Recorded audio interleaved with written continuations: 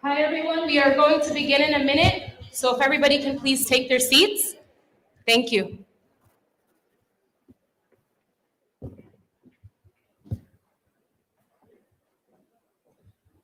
Oh, wow.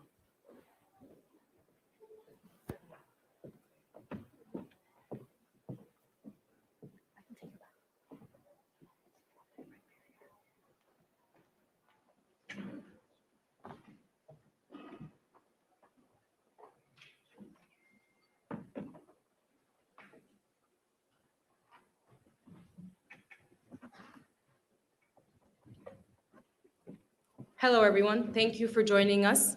I am Banan, and I will be your MC for the evening. First, I'd like to thank you all for coming today.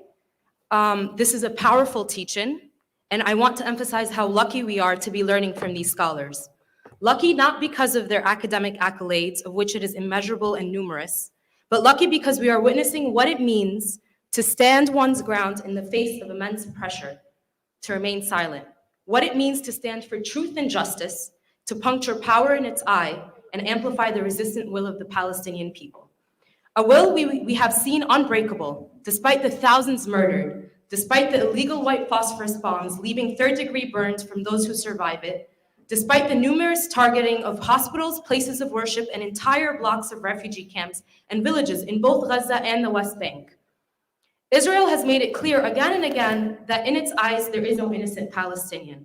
It is not simply the price we paid for war, so callously said by Biden and the rest of the US administration, evoking Madeleine Albright, who when asked if she thought the deaths of hundreds of thousands of Iraqi children was as a consequence of US sanctions on Iraq was justified, she said so coldly and calculatively, the price is worth it.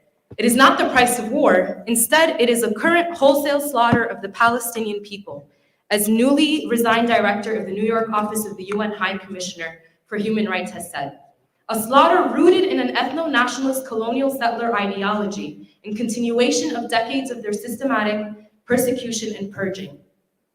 Based entirely upon their status as Arabs, leaving no room for doubt, he says, that this is textbook case of genocide. And yet, we see in the numbers at this teach-in today, there are more people coming in. The numbers protecting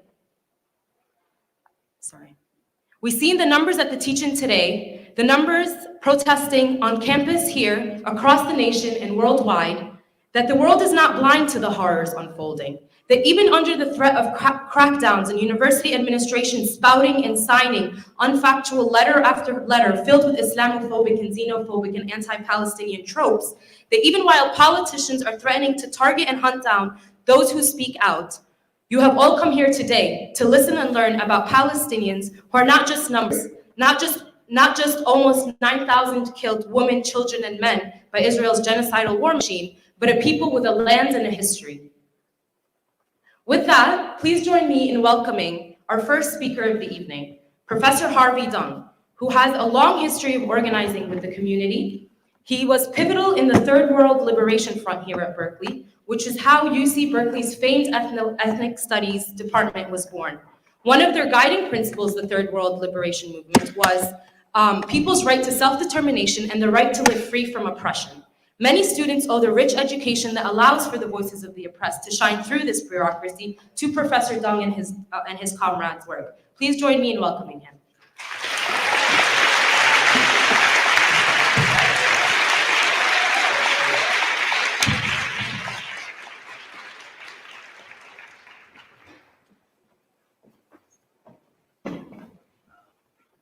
Thank you, Banan, and thank you for inviting me here today. I had attended the rally on Tuesday, and I asked Hatem, what's next? And he said, would you be interested to attend a panel? I said, sure, and then I saw that. Okay. So as Banan stated, I was active in the Third World Liberation Front strike here at UC Berkeley. And that was in 1969. I was a member of the Asian American Political Alliance. And we were influenced by the Black Panther Party for self-defense. The Black Panthers were in full support of the liberation of Palestine.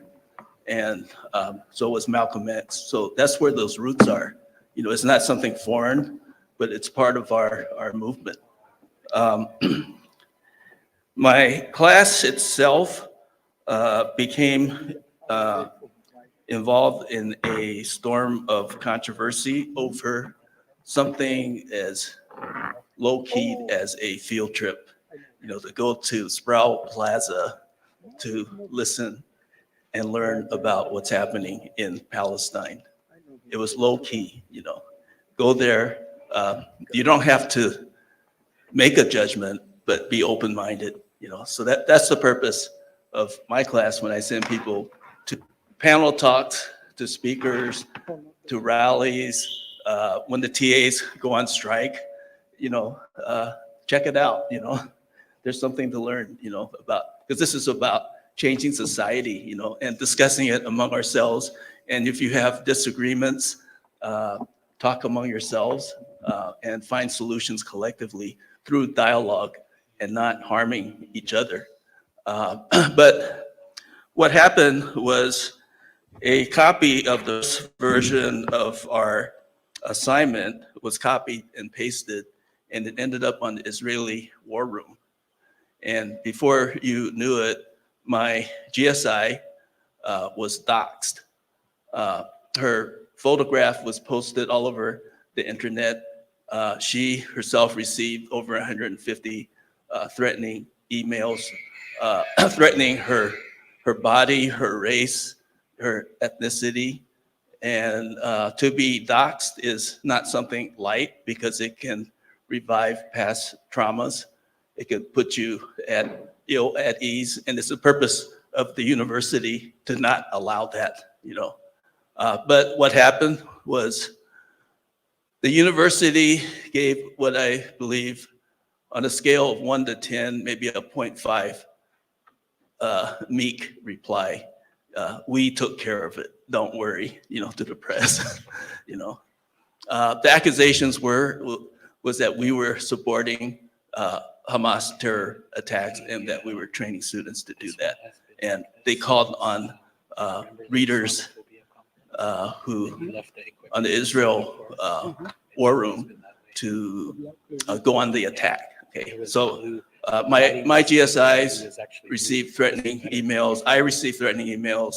I worked out an arrangement where as soon as I got one, I would forward it to our department chair and let him take care of it and not worry about it anymore. Because if you worry about it and you think about these things, you know, it's not going to resolve anything. You know, just forget it. If you get a threat like that, you say fuck it. You know, move on. You know, but the university, I think, really reneged on its duties to protect its students. I know the UC Chancellor's Office of Ethics has a definition of doxing.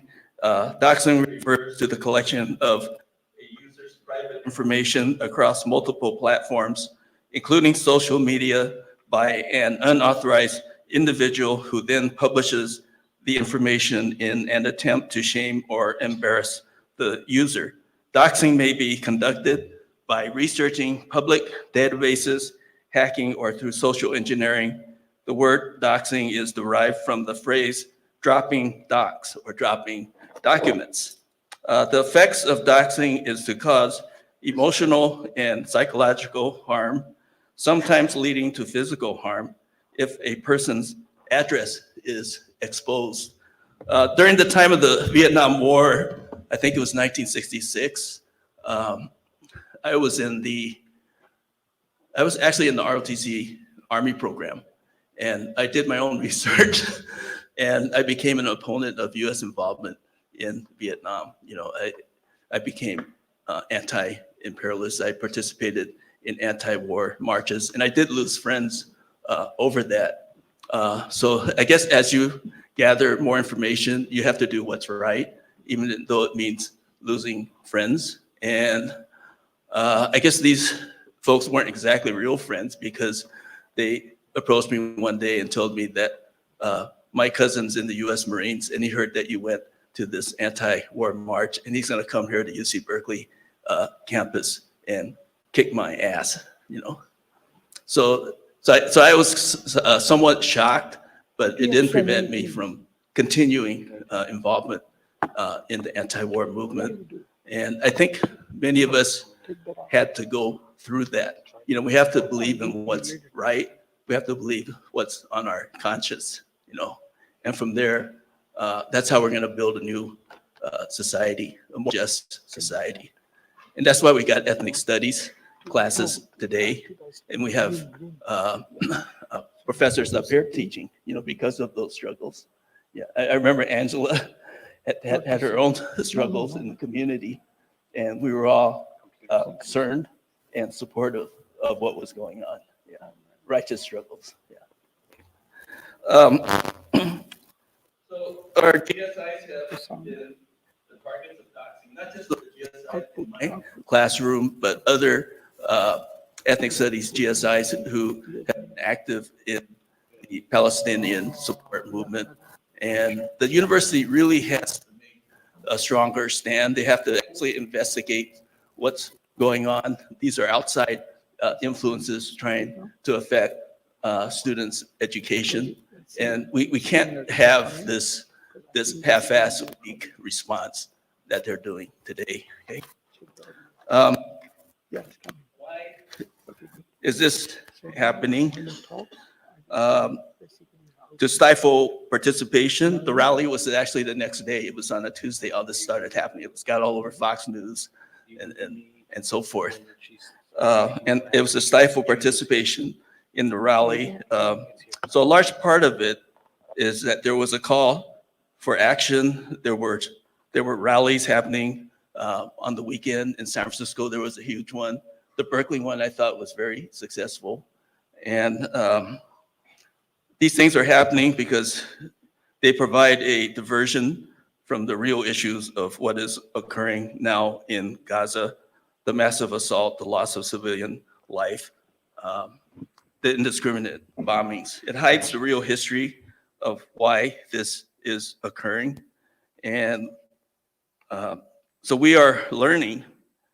Actually, the assignment stated that we are learning in this course topics such as student political activism in the context of war, geopolitical conflicts, experience and theories of militarism, colonialism, and imperialism, issues of diaspora, exile, refugee crisis, and forced migration. We are learning about colonization. We are learning about the apartheid system that was established in Palestine with Palestinians at the bottom with no rights. How does all this connect with Asian American studies? I think this panel kind of put me on the spot to think about that, you know, how this connects. So I have these points here. Parallels. In my teaching of Asian American studies, the Asian American experience has many parallels to what's happening in Palestine. During the period of Chinese exclusion, Chinese persons had no rights. They could not testify in courts against whites. They could not own land. They had to attend Oriental schools. Family migration was denied. Mobility was denied. Okay, that's what's happening now. In the U.S.-Philippine War of 1899, there were U.S. orders to kill every boy over 10 years of age in the Philippines during the U.S.-Philippine War. You know, that was an order. Civilians were cordoned, rounded up, and placed into zones where mass starvation took place. Water care torture was first introduced and practiced today.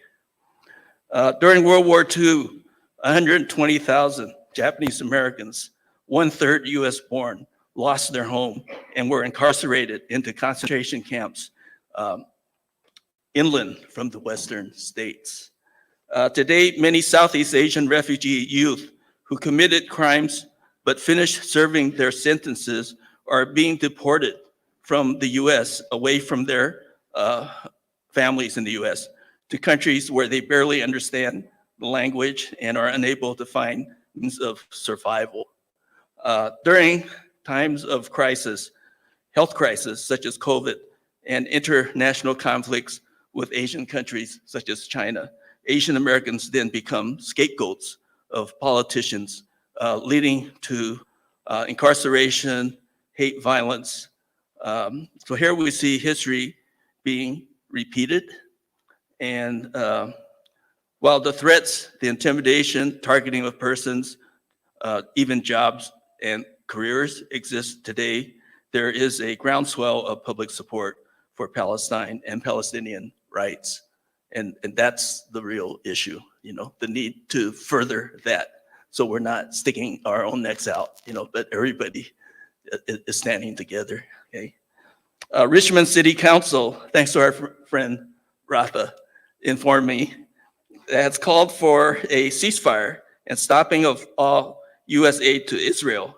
Students at Oakland Unified School Districts called for support of Israel. Jewish Voices for Peace protests happening all over. This is not anti-Semitism, but it's about human rights and it's about colonialism. Okay.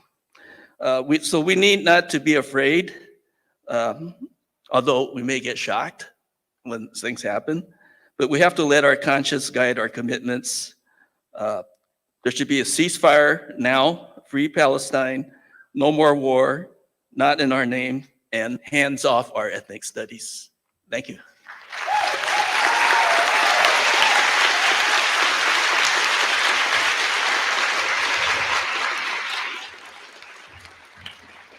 Thank you, Professor Dong, for speaking about the challenges many students who stand up for Palestine on campus are facing. Questions will be at the end. Up next, we have Professor Ussama Makdisi, a professor in the history department, whose latest book, Age of Coexistence, The Economical Frame and the Making of the Modern Arab World, moves away from cliched narratives that paint the Middle East as a collection of war-torn countries and extremist groups consumed by sectarian rage, but rather offers a hidden and hopeful story of coexistence. In his latest piece on Palestine, he lays out the historical underpinning that so many of us have been asking.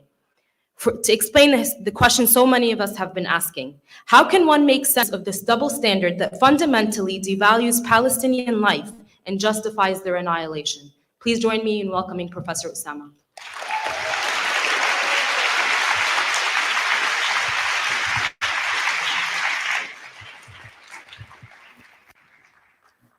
Thank you.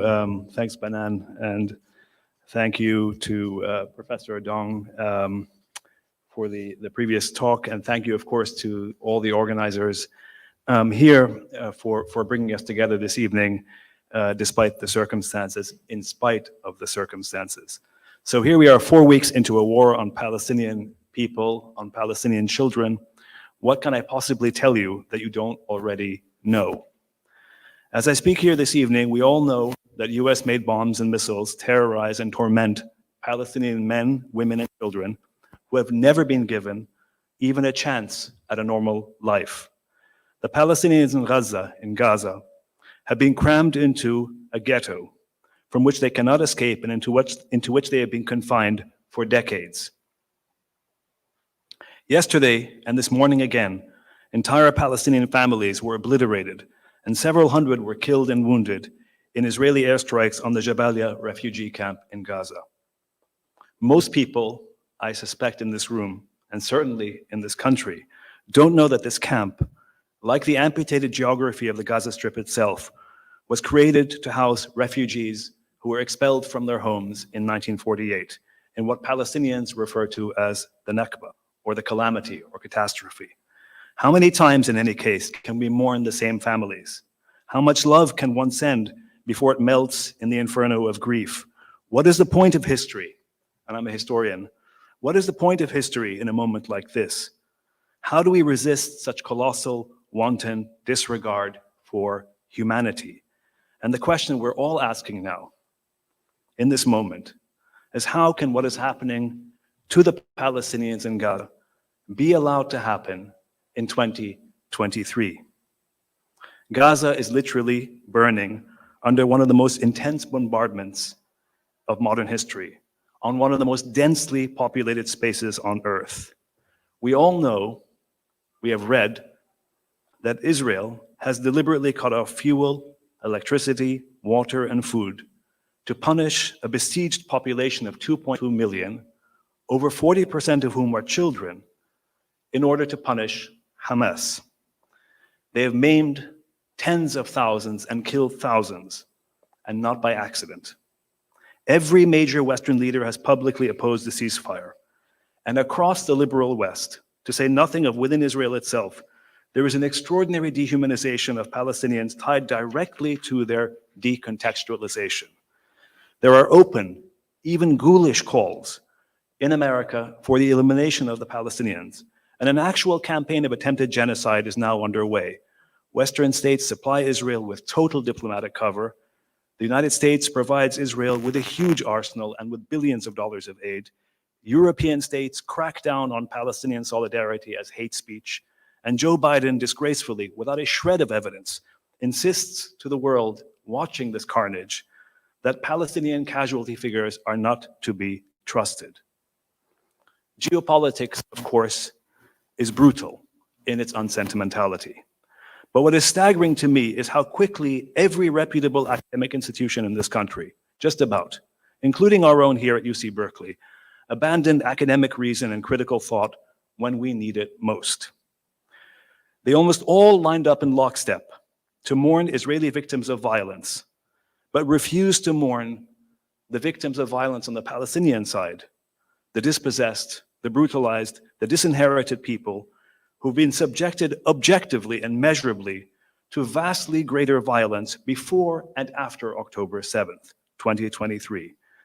But this objective measure only holds if one thinks that every human life is equal, and that Palestinians are as fully human and as fully deserving of full justice and full equality wherever they reside, like any other people. I want to try and explain to the students here how we got to this absurdly Orwellian moment when calls for justice emanating from many of you in this room are construed as hatred, and where the nuclear-armed, ethno-religious nationalist state, backed by the world's greatest military machine, unleashing extraordinary violence on Gaza, is victim, while the stateless wretched of the earth are represented as threat to world peace. But before I do so, I want to salute our brave students who want to learn, the young generation of all faiths, including anti-Zionist Jewish activists, who remind us once again that the political ideology of Zionism is not Judaism, that anti-Zionism is not anti-Semitism, and that Palestine is an ecumenical, in other words, an all-encompassing cause for all peoples of conscience from all faiths and backgrounds. Most of all, I want to acknowledge the young Muslim and Christian Palestinian students and all their allies at this community on this campus who have had to put up with what students should never have to put up with. An incredible amount of doxing, as we've just heard, harassment, hate, and racism simply because they advocate justice and equality between the river and the sea. Unlike the generation that is now overseeing the horror in Gaza, this young generation is where our hope lies, because it rejects out of hand, I hope, racism, discrimination, and supremacy. Having said that, how do we explain the deluge of dehumanization that Palestinians and their allies across campuses in 2023 are experiencing? The answer begins by understanding that this dehumanization builds on centuries-old record of colonial thinking and practice that segregated humanity into inferior, allegedly, and superior, allegedly, races. The Palestinians are not the first people to be dehumanized, nor are they the first to be described as human animals, or be called children of darkness. They are just the latest in a long list of peoples deemed to be without history and civilized humanity. This list includes virtually every non-Western people on this earth: Black Americans, Indigenous peoples, Chinese, South Asians, Africans, Arabs, and peoples of color everywhere have each experienced a part of what Palestinians today are experiencing. Every single slave uprising and every single anti-colonial revolt, as far as I'm aware, in any part of the world, was met and has been met with a similar dehumanizing and decontextualizing language. Go read, students, about the Haitian Revolution in the 1790s. and learn about how French revolutionaries in Paris proclaimed the rights of man, but not for black slaves in their super rich, productive slave colonies. Go read about Nat Turner's violent slave rebellion in Virginia in 1831, in a republic that proclaimed liberty, but enshrined slavery. Go read about the Sioux and other indigenous peoples who dared resist their own dispossession and annihilation. Go read about the 20th century. We heard about the Filipinos. Go read about the Algerians, the Iraqis, the Syrians, the Cubans, the Vietnamese revolutionaries, all of whom were similarly dehumanized. And once you do read and arm yourselves with knowledge, you will see how absurd, immoral, and anti-historical it would be to condemn, for example, Nat Turner for his violence as a slave rebel without condemning the vastly greater evil of the system of slavery that produced his resistance and his rage to begin with. But then recall that in the 1830s, as is the case today, there were, just as there are today, many in the West who engage in precisely this kind of degrading double standard, who blame the victims, and who shame those who stand in solidarity with the oppressed in the name of alleged Western values, values that have never been upheld equitably. Today, just as in 1831, there are those who convince themselves that context and history are immaterial to making sense of what is, after all, the most or one of the most well-documented settler colonial projects of all time. And I'm talking, of course, about Palestine. But there's another, and I think even more powerful reason that explains the outpouring of narcissism, the rage, the fear, the hatred directed at Palestinians and their allies of all faiths that we see all around us. Unlike other subjugated peoples engaging in anti-colonial freedom struggles, the Palestinians have the added burden of being oppressed by the archetypal victim in modern Eurocentric Western consciousness. Recall that in the liberal West, the common, long-standing assumption, ingrained into so many intellectuals and laypersons alike, is that Israel was created in 1948 to make amends for a long history of anti-Semitism. There was, of course, anti-Semitism, and there was a very long history of anti-Semitism. The assumption, moreover, is an integral part, this assumption that Israel was created to make amends for the Holocaust, is an integral part of an entire edifice of post-war humanism manifested in Western museums of Holocaust memorialization, a Western discourse of tolerance and reflection, and the liberal West's obsessive grappling with its own anti-Semitic past. But this post-war humanism, as important as it is in many respects in grappling with the problem of anti-Semitism, remains built and was built at the expense of native Palestinians. As every honest historian will tell you, Israel was created with tremendous Western support in 1948 on the ruins of an Arab society. And thus the implied atonement for Western persecution of European Jews came and still comes at the expense of non-Western Palestinians. The orthodoxy of the narrative of Israel as recompense for Western anti-Semitism, in turn, which is extraordinarily entrenched in the West, in turn, this narrative gives birth to a corollary, which is that Palestinians are simply terrorists, decontextualized and not having any significant history. The narrative of Zionist purity is based on a willful ignorance of the facts of modern history of Palestine.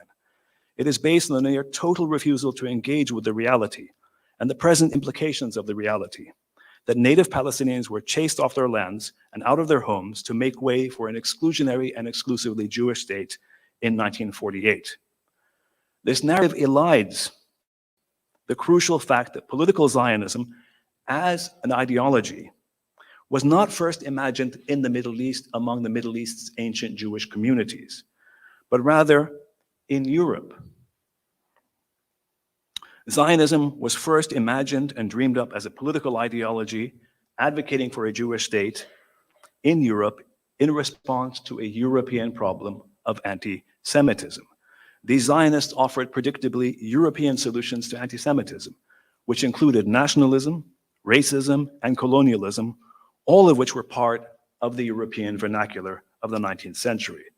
Not surprisingly, almost every major Zionist leader was European and knew virtually nothing about the actual multi-religious Palestine and its rich history of pluralism and coexistence. As a result, by insisting on coercively building a Jewish state on a land that was profoundly multi-religious, and more importantly, inhabited, experienced, loved by Palestinians of diverse faiths, these Zionist leaders from Europe, remember, each and every one virtually was born, almost each and every Zionist leader was coming from Europe and not from Palestine. They actually inflicted incalculable damage to both the historical legacy of coexistence and its future possibilities. In other words, the idea of Arab and Jew as separate ontologically is a function of this ideology.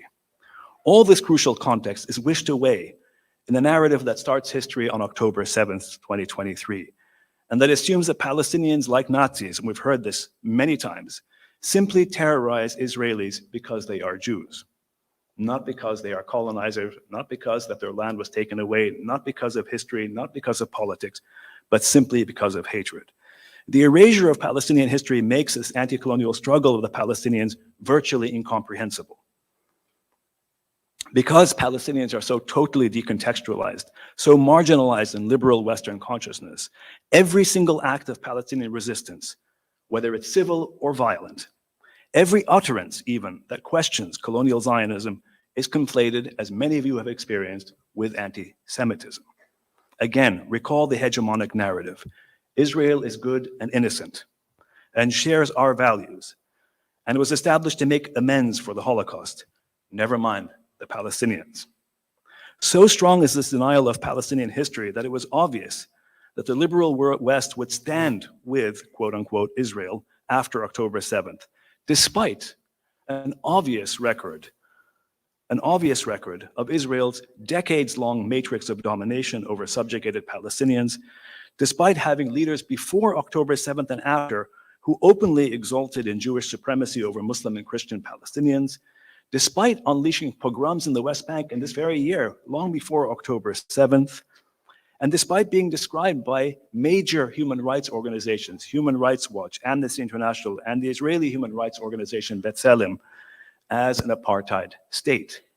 Such denial makes a stand with Israel not only not controversial, but consensus in the liberal West. The same flawed logic that doesn't see Palestinians as a people with history. The same logic holds that to stand with Palestinian liberation is not to love Palestinians or humanity or justice or freedom, but simply and essentially to hate Jews. Such denial allows the willful conflation of Palestinian liberation with anti-Semitism and the constant criminalization and demonization of solidarity with Palestinians and across Europe and the United States as something to be loathed rather than cherished. What has happened and what is still happening is the calculated and tendentious transformation of a Palestinian struggle from an anti-colonial world and terrain to an anti-Semitic one. This, to me at least, explains the ease with which liberal academics, politicians, media figures, and statesmen callously turned their back on Palestinians in 2023. These academics and politicians watch an exclusively Eurocentric drama familiar to themselves and to Western publics, in which the only significant actors are Nazis, who are evil, innocent Jewish victims from the Holocaust, and their American and Allied saviors. Palestinians, in short, are metaphorically vanquished before they are physically eradicated. In such an extraordinarily biased narrative, Christian and Jewish enthusiasts for Israel refuse to acknowledge that Palestinians are resisting a colonizing state that was built coercively on their land, that has devastated their lives for decades, that has brutalized them and their families, that has besieged, exiled, harassed, intimidated, humiliated, incarcerated, and murdered them for decades with impunity.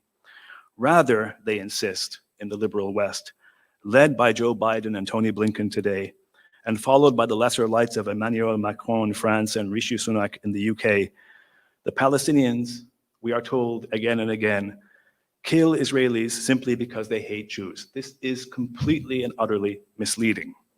Only the total denial of Palestinian history and context makes such a preposterous conclusion tenable and makes genocide possible once again. How then to conclude on a slightly more hopeful note? Well, the first thing to know, of course, is that attempted genocide may not succeed. It's not to deny or minimize what is going on today and what has been going on for weeks. As horrific as what the Palestinians across Palestine are enduring at the hands of a state that openly proclaims itself not to be the state of its citizens, Palestinians remain as rooted on their land as they have ever been. Ultimately, I really do believe that many Israelis know deep down that there is no military solution today, no matter how much many of them wish the Palestinians would just disappear.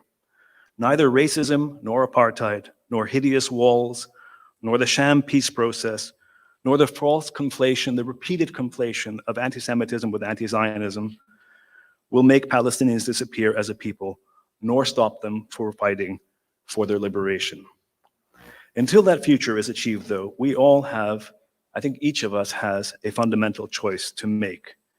Each of us has to decide on which side of history we choose and want to stand, without denial and without equivocation. And whether we want to stand for or against real justice, real freedom, real equality, real love for all peoples of all faiths between the river and the sea. Thank you.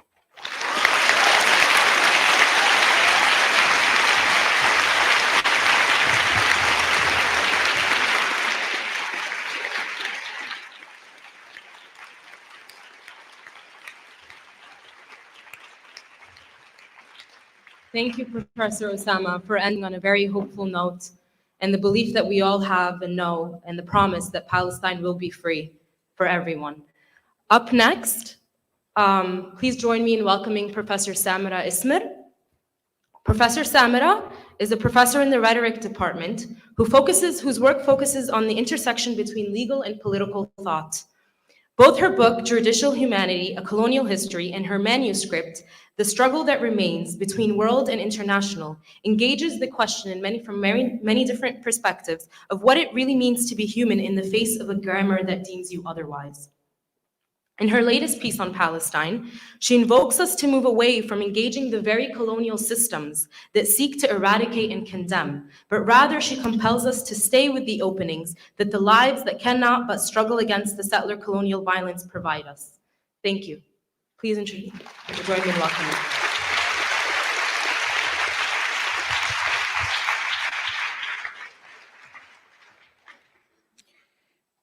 Thank you, Banan, for this introduction. Thank you, everyone, for being here tonight. Thank you for the organizers.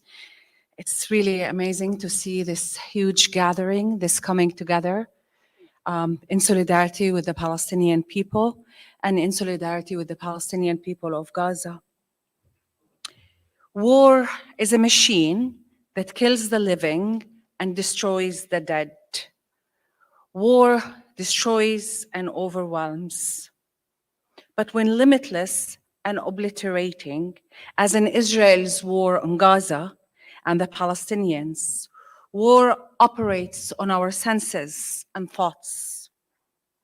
And when war's primary medium is the ceaseless carpet bombardment of a besieged population, what can we do other than protest in the face of the cruelty of this destruction, the brutality of this extermination?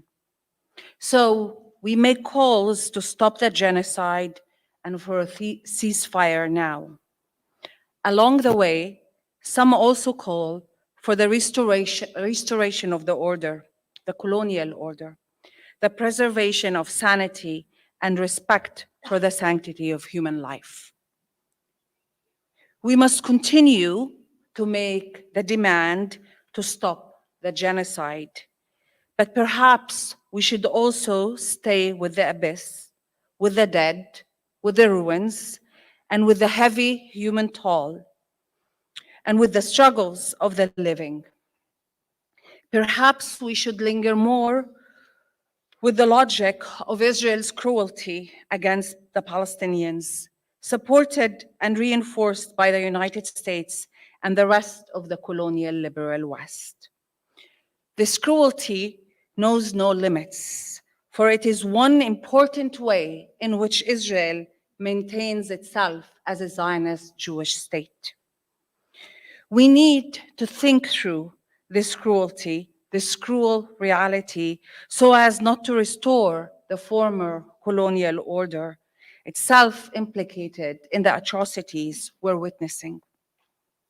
Tonight, I want to stay with this cruel reality and present some of its scenes so as to understand this new phase of Israel's settler colonialism and the struggles that await us after this round of genocidal violence is defeated. Let's begin with Gaza, with Ghazi, and how the events have been named. It has not been difficult to name Israel's operations. The UN Special Rapporteur speaks of, quote unquote, mass ethnic cleansing of Palestinians. And the Center for Constitutional Rights frames the events as Israel's, quote unquote, unfolding crime of genocide. Recall that under international law, genocide is the gravest of all crimes. It names actions calculated to bring about the destruction of a group as a whole or in part. It refers to the killing of members of a group, causing an injury to them, and, quote, deliberately inflicting on the group conditions of life calculated to bring about its physical destruction in whole or in part, end quote.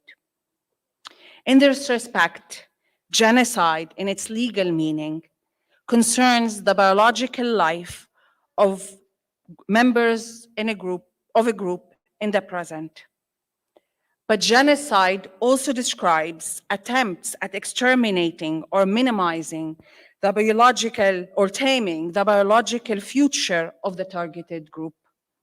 Genocide includes or refers to, quote, imposing measures intended to prevent births within the group, end quote, and another quote, forcibly transferring children of the group to another group, end quote.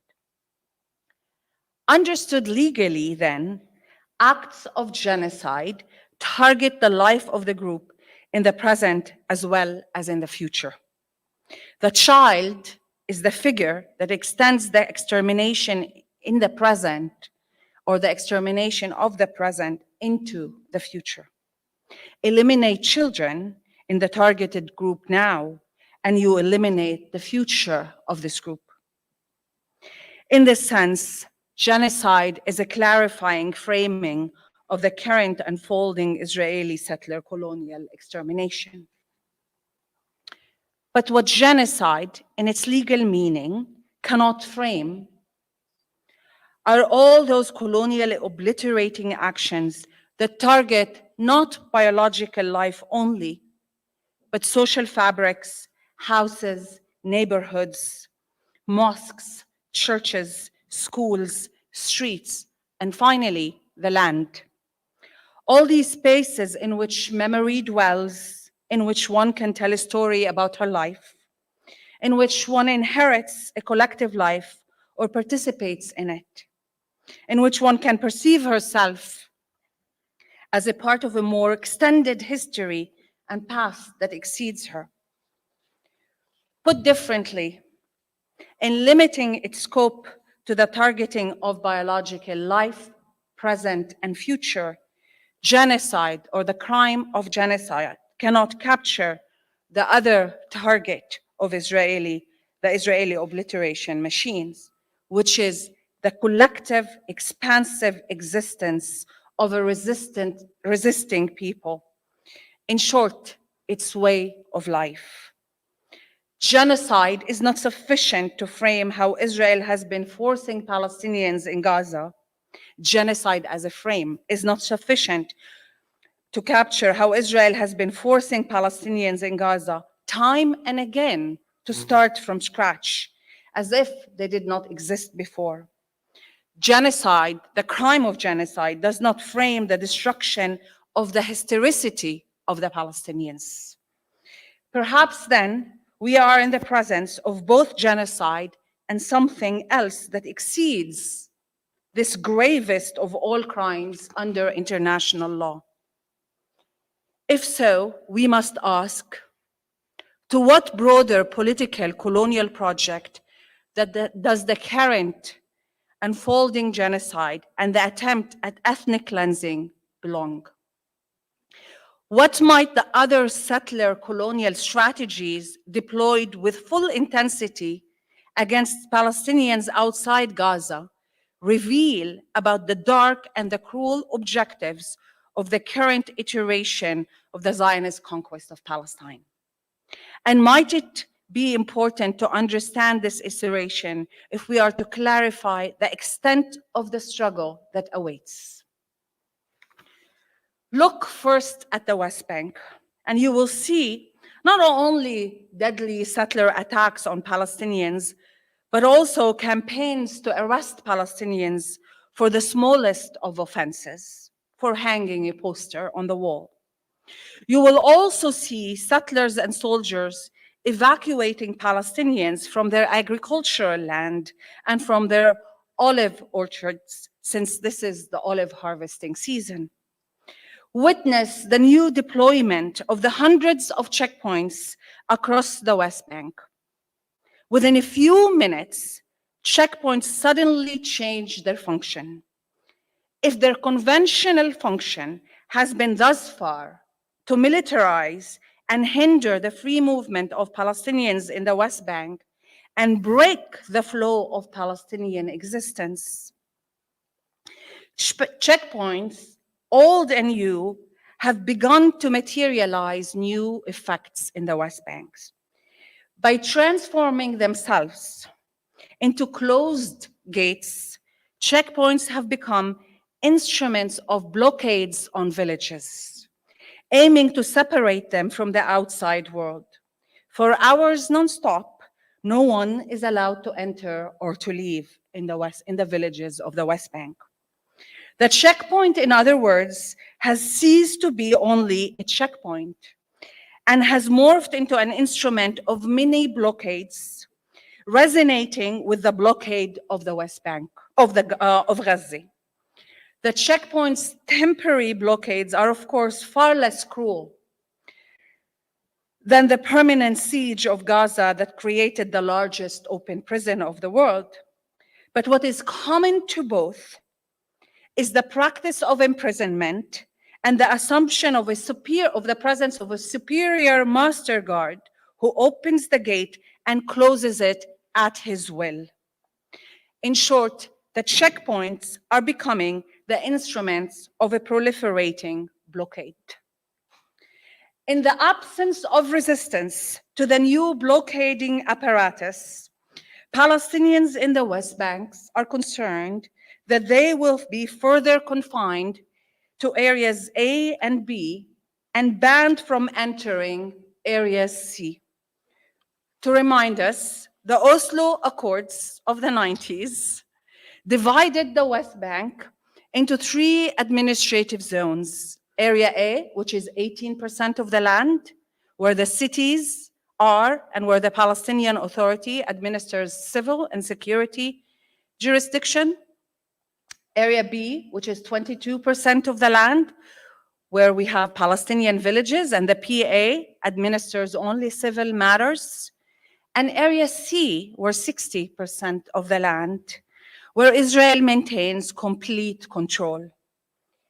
And if we recall, and this is important, that Area C is the only contiguous territory in the West Bank, effectively transforming areas A and B into enclaves, then this old lexicon from the 90s, when the second Oslo Accords were signed in 1995, will begin to have a new life, enabling new forms of blockaded confinements, imprisonments, and further conquest of the land.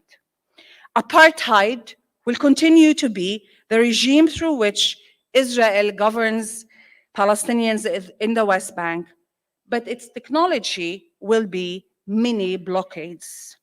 Against the spatial order, we must remember resistances will inevitably multiply. Inside Israel, where 20%, I'm taking you to another scene. Inside Israel, where 20% of the population is Palestinian, apartheid is no longer the sole mode of government. Fascism, insofar as it is intertwined with settler colonialism, which is to say its history, the history of fascism is not only European, fascism is now another mode of rule. Let's be more precise about some of its sites. Legal centers such as Adala have been reporting about the crackdown on the freedom of speech of Palestinian citizens and on some Jewish Israelis who oppose the government's actions. The state is prosecuting hundreds of individuals.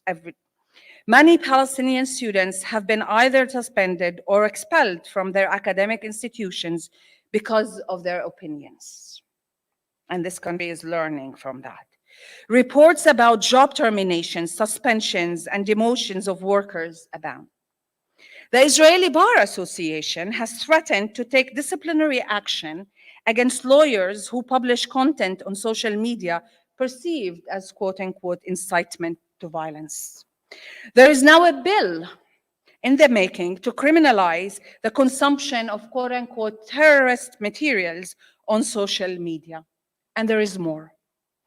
But perhaps the most chilling change is the effort to arm Israeli civilians. New regulations drastically expand the number of Israeli citizens who are eligible to bear arms. Introduced by the Ministry of National Security, the new regulations, says Minister Itamar Ben-Gvir, will result in the short term in the arming of 400,000 Israeli citizens. The newly adopted regulations expand the pool of those eligible to acquire firearms. Meanwhile, the ministry has set up an online process for applying for firearms. The animated video guiding citizens on how to apply for a permit and purchase a gun describes the application in a capitalist manner as friendly, accessible, and efficient. The last scene of the animated video guiding the application process is of Israeli civilians in what seems like an urban setting, walking leisurely with their firearms on their sides. I share with you these scenes in an effort to understand what this new iteration of Israeli settler colonialism is attempting. There are the Palestinians that Israel no longer wishes to govern or to rule. They are the Palestinians of Gaza. They are to be obliterated or removed again. Then there are the Palestinians of the West Bank. They will continue to live under a regime of military occupation, settler conquest of the land, and apartheid. But if the logic of the blockade will indeed inform the new spatial order of the West Bank, then the present genocide in Gaza prefigures the future of the West Bank. And then there are the Palestinian so-called citizens of the state. They shall be subdued, or according to the plan, by armed Israeli civilians and by an entire state apparatus mobilized to crush them. It is then the peoplehood of the Palestinians, their collective existence, that is being targeted. If once upon a time, the Zionist movement articulated or imagined Palestine as a land without a people for a people without a land, and if the 1948 War of Zionist Conquest wished to materialize that Zionist mantra by ethnically cleansing the land of Palestinians, today we are in the presence of a renewed effort through different and new technologies to eliminate a people that could not thus far be eliminated. The effort, and I say effort because it hasn't been successful, is to vacate Palestinians of their resistant capacities, turn them into empty vessels, evacuate their souls, kill their dreams, and mute their struggle for liberation. The elimination of the Palestinians in Gaza is the brutal, cruel, and ruthless announcements to all Palestinians and Arabs of announcement of this colonial aspiration to turn Palestinians into empty vessels, allowed to survive on the land without inhabiting it, into humans emptied out of their souls, resistances, aspirations, and dreams. So let me, in conclusion, be even more specific or explicit, if I haven't thus far.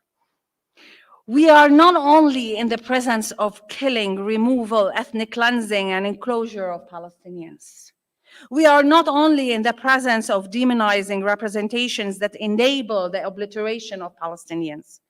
We are not only confronting the production of unlivable conditions of life such that one is deadened in life. All this is at play. But there is also more. There is an exterminating settler colonial power that wants to kill the soul of Palestinians, to turn them into ghosts of their own, the ghosts of their own being, to eradicate the possibility of a collectivity. The offlining of Gaza, or Gaza going offline, is perhaps the umbrella signifier of this project. We have a language for this colonial international effort. In Arabic, we have always called it تصفية القضية الفلسطينية, the liquidation of the question of Palestine. It is not new. We know it. We know its grammar. It's been with us from the start. Today, we must remember that insofar as the Palestinian struggle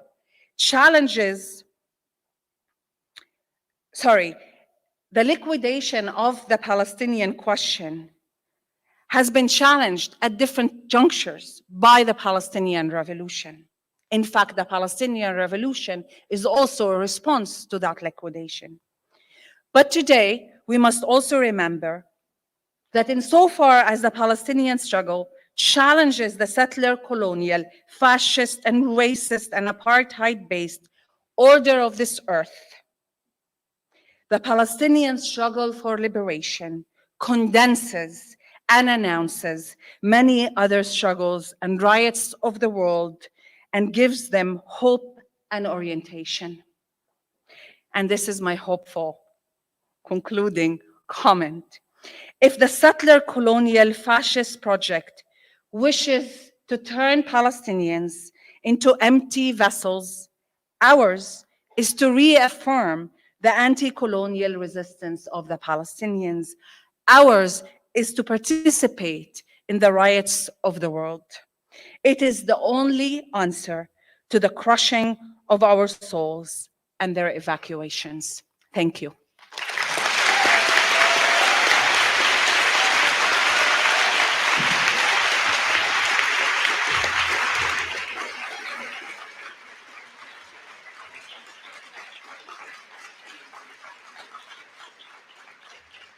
Thank you, Professor Samera, for giving us hope and for reminding us that Palestinians are people who refuse to be eliminated, despite all attempts to do so. I would like to take a moment before we go to our next speaker to welcome everyone who is joining us online. Last count, which was before Professor Samera started speaking, was over 1,360 people online, and it's been increasing.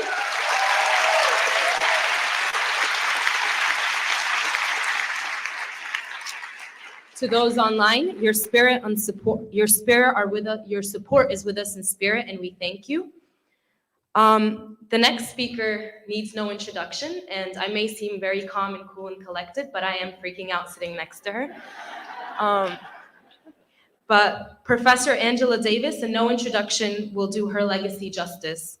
She's an American political activist, professor, and author who was an active member in both the Communist Party and the Black Panther Party.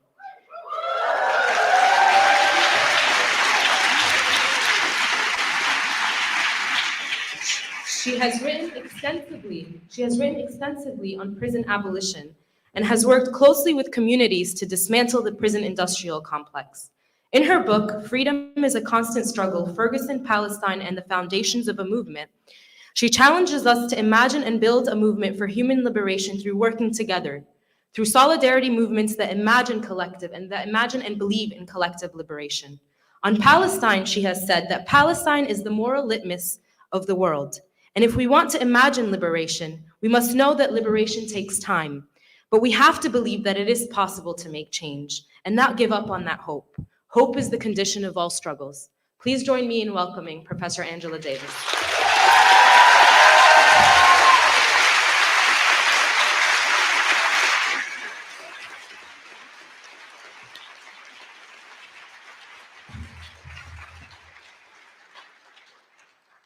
Is this the microphone I use?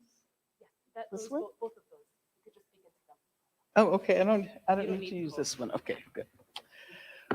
Ooh, good evening, everyone. It's really wonderful to see so many people here. Thank you all for coming out. Should I hold it? No, this is good. I think this is Okay.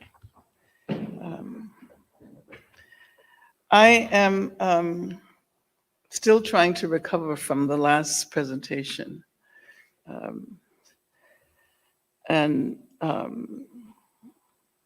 Professor Esmier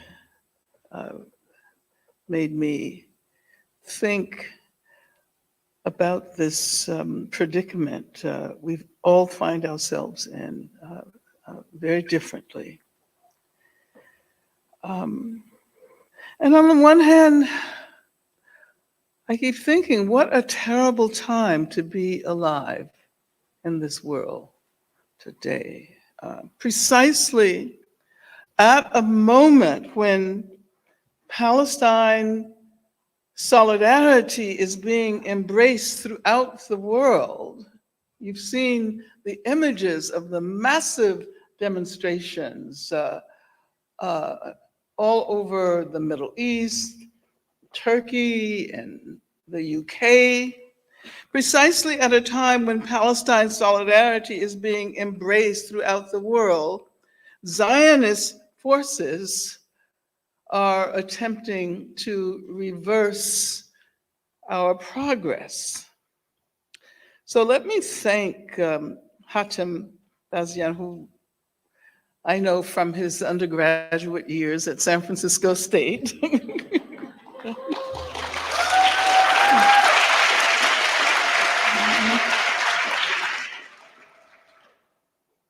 And all of the organizers of this event. And I'm really honored to participate in this teach-in on Gaza and Palestine with Professors Makdisi. Thank you so much for that presentation, Esmier and Professor Dong.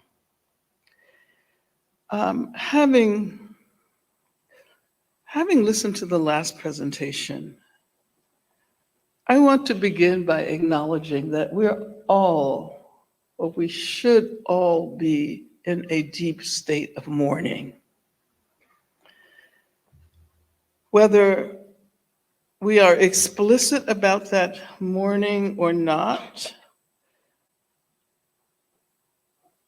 we are all mourning the people who have been killed and wounded and terrorized and displaced with nowhere to go by the attacks conducted by the Israeli army, the IDF, that in less than 1 month have created conditions of unlivability throughout Gaza,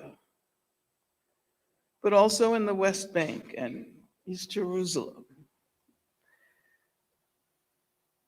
We cannot pretend that this is business as usual. We cannot pretend that we don't feel more like crying than pulling ourselves together to try to come up with strategies capable of arresting this juggernaut. And I'm remembering the words of Linda Sarsour, whom I met well, I guess it wasn't that long ago. It seems like it was a major era ago, because it was on the day after the inauguration of the 45th president, whom I still absolutely refuse to name publicly, so you will not hear his name coming from my lips.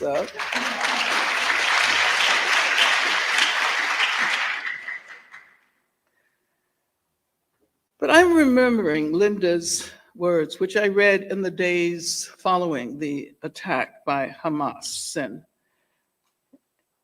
in the aftermath of what was then an already disproportionate response from the state of Israel.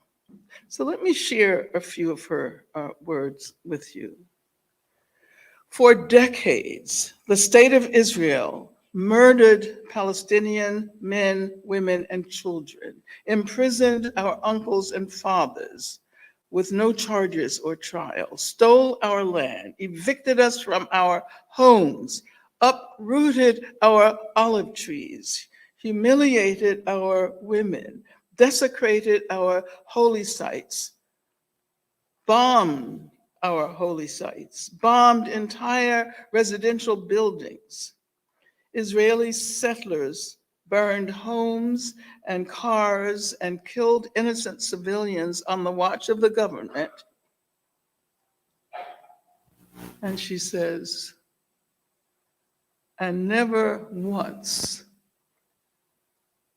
did I feel the urge for collective punishment of an entire people because of the actions of some. I was outraged, I was angry, and through my rage, I demanded justice, accountability, and freedom for my people.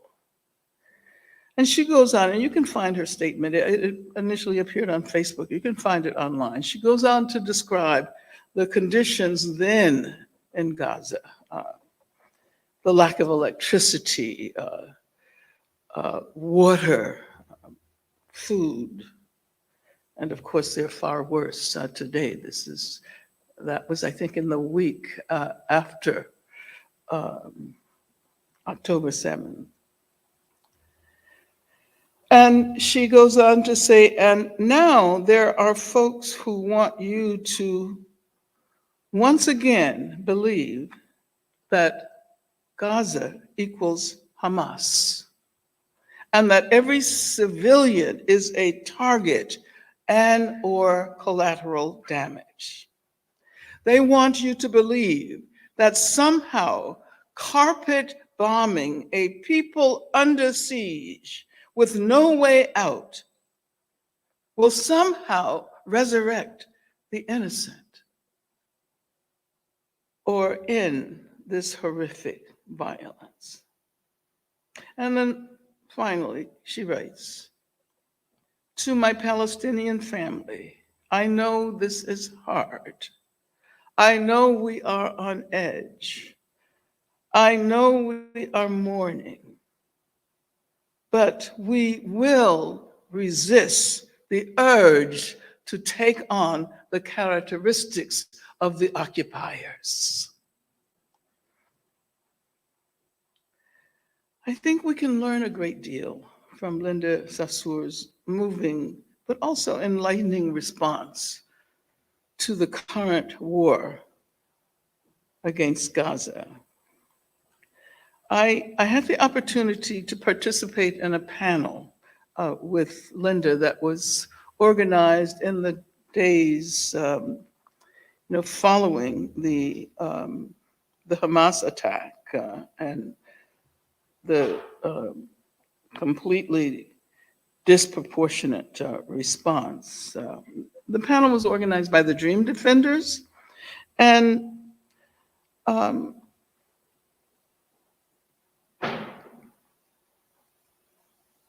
she cried during the entire panel.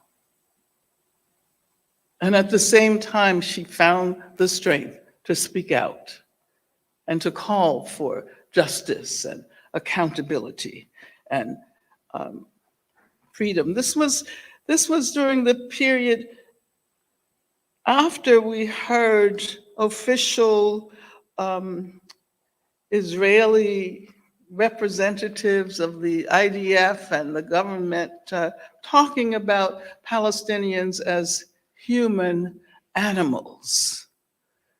But of course, every human is an animal, but we know the intent of utilizing such language designed to demonize an entire people.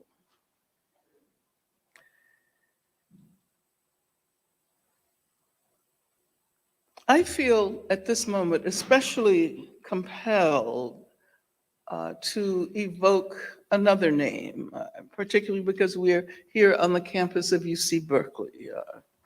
And that is the name of June Jordan, who not only, yes, you can applaud.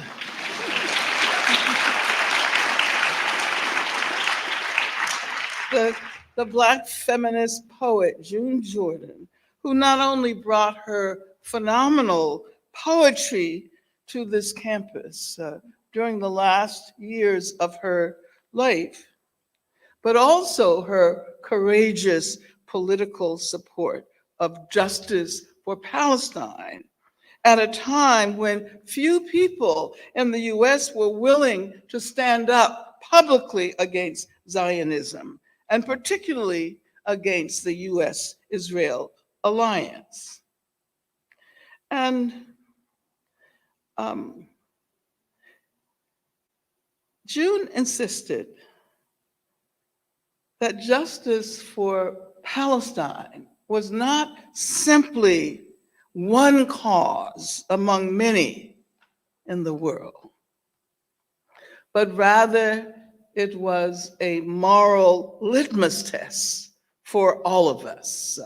And that is where I got the notion of Palestine being a moral litmus test, which I think you mentioned. I borrowed her words. If we are not prepared to think critically about what is happening in Gaza, but also the West Bank and East Jerusalem, if we simply imbibe the analyses forthcoming from the Israeli and US governmental and military sources, we will not only be unprepared to understand and address the issues emanating from the current crisis, but we will be incapable of understanding the world around us, whether here in the US or in relation to the many struggles for justice and freedom all over the globe. And I think June was right.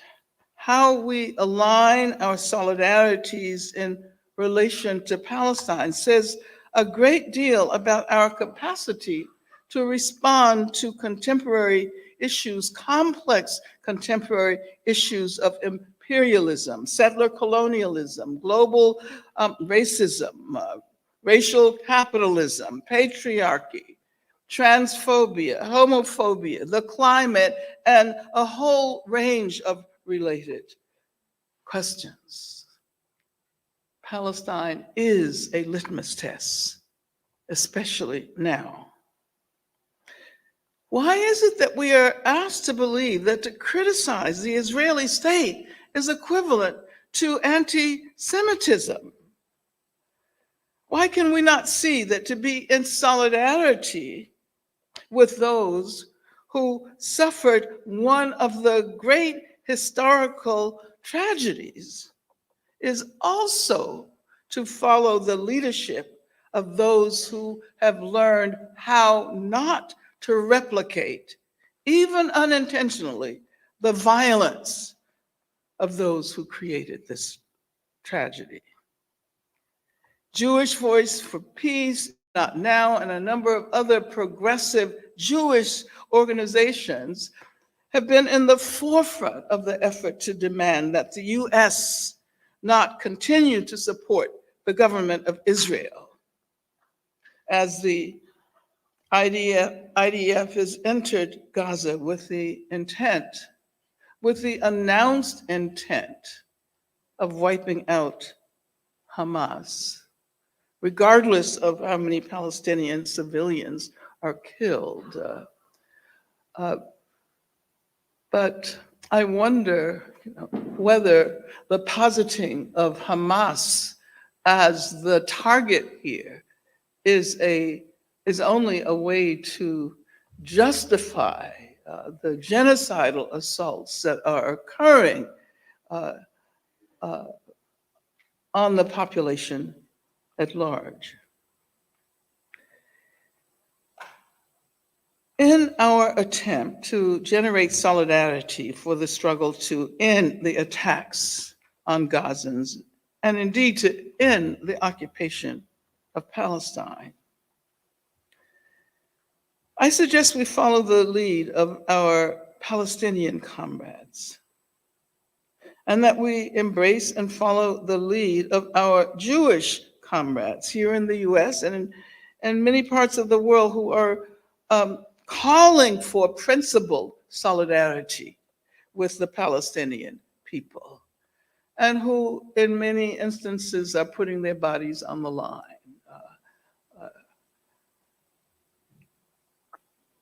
Principled solidarity is never transactional. We stand with those who are striving to create conditions for the flourishing of life, because it is the right thing to do.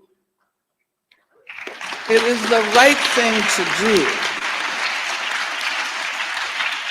We challenge and say no to those who promote hierarchies of life, who insist that certain populations deserve to be prioritized over others, that it is more important to support Europeans over Africans, white people rather than people of color, Jewish people rather than Muslims. And I can say parenthetically that many of us who've been around for a while have long insisted on the deep kinship between Zionism and racism, going back to the period before the 1975 United Nations resolution. So in this context, I want to evoke another powerful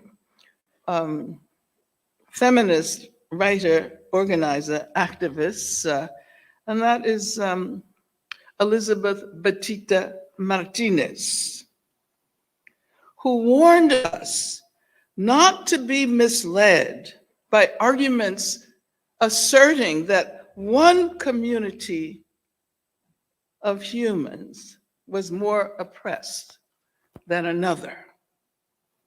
She asked us not to capitulate to what she called oppression Olympics, and to recognize that those who are subject to racism and other modes of oppression should simply seek to dismantle all such hierarchies.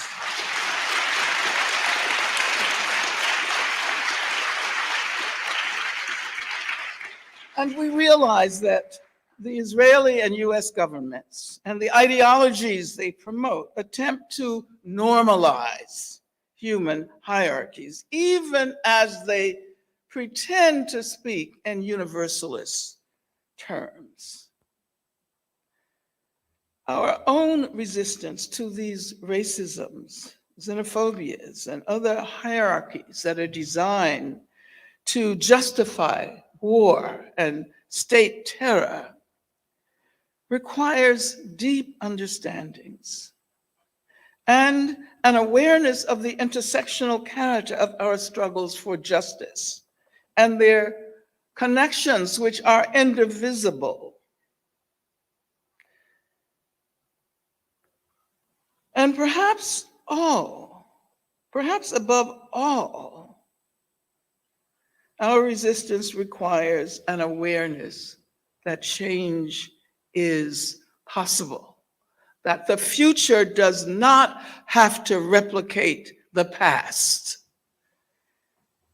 And so in that context, I would observe that the Zionist leadership of Israel is deeply conservative.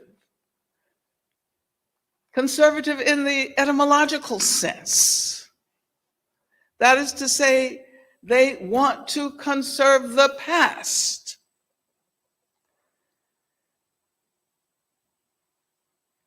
And they do not want progress toward a more habitable future for all. Present-day Zionism represents the continuation of strategies so central historically and today to settler colonialism. The war on the people of Gaza represents the intensification of these settler colonial strategies. We also know that Israel's most consistent ally has been United States of America, and that both countries are perfect examples of what is sometimes known as collective narcissism. And of course, even as we speak, a bill adding more financial support for the Israeli military is trying to make its way through the legislative process. I say trying because, well, we can't get into what's happening in the House of Representatives. But the point that I'm trying to make is that these two major capitalist nations built on racial capitalism are determined to retain hegemony, militarily and ideologically. And I want to, how much, what? I know I said I will only speak for 15 minutes, but did you reach her on the phone? Diane, did you reach?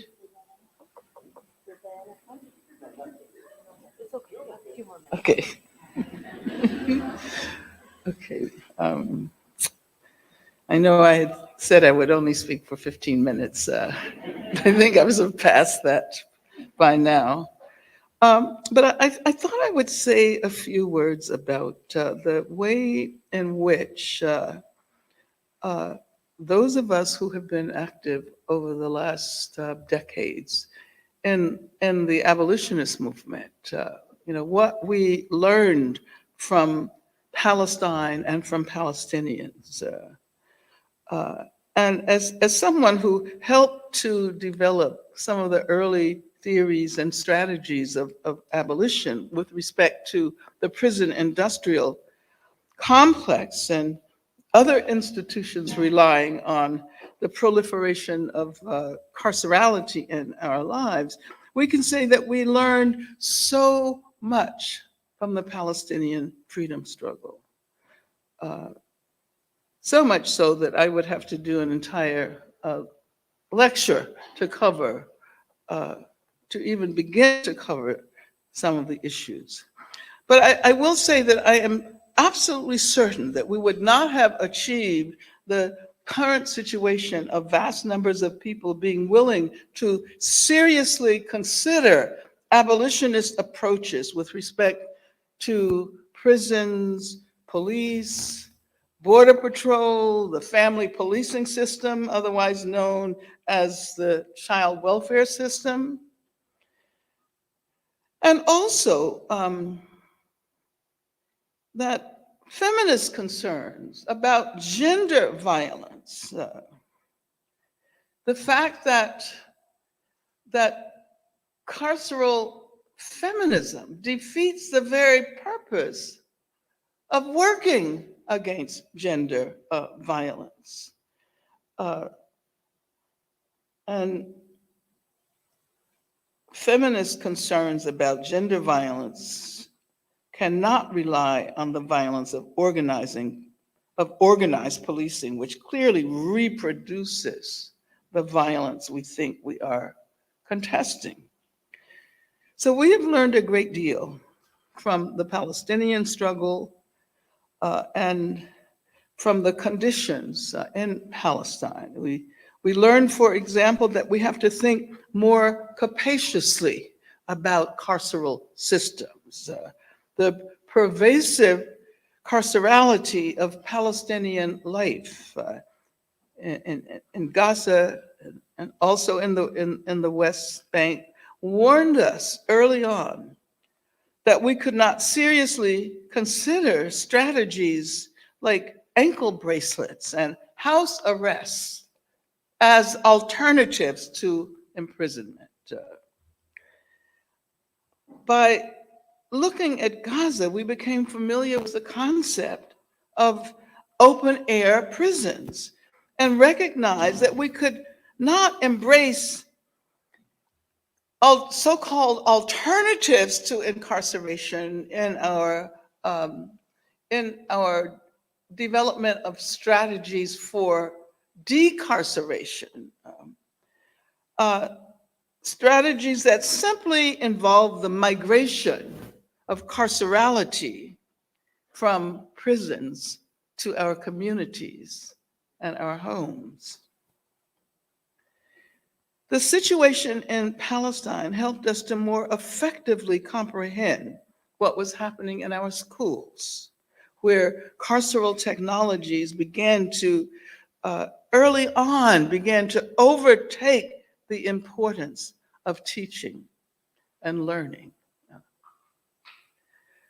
But I can also say that we learned from the Palestinian people how to treasure education and knowledge, and particularly thinking about what to do about the terrible state of our schools here.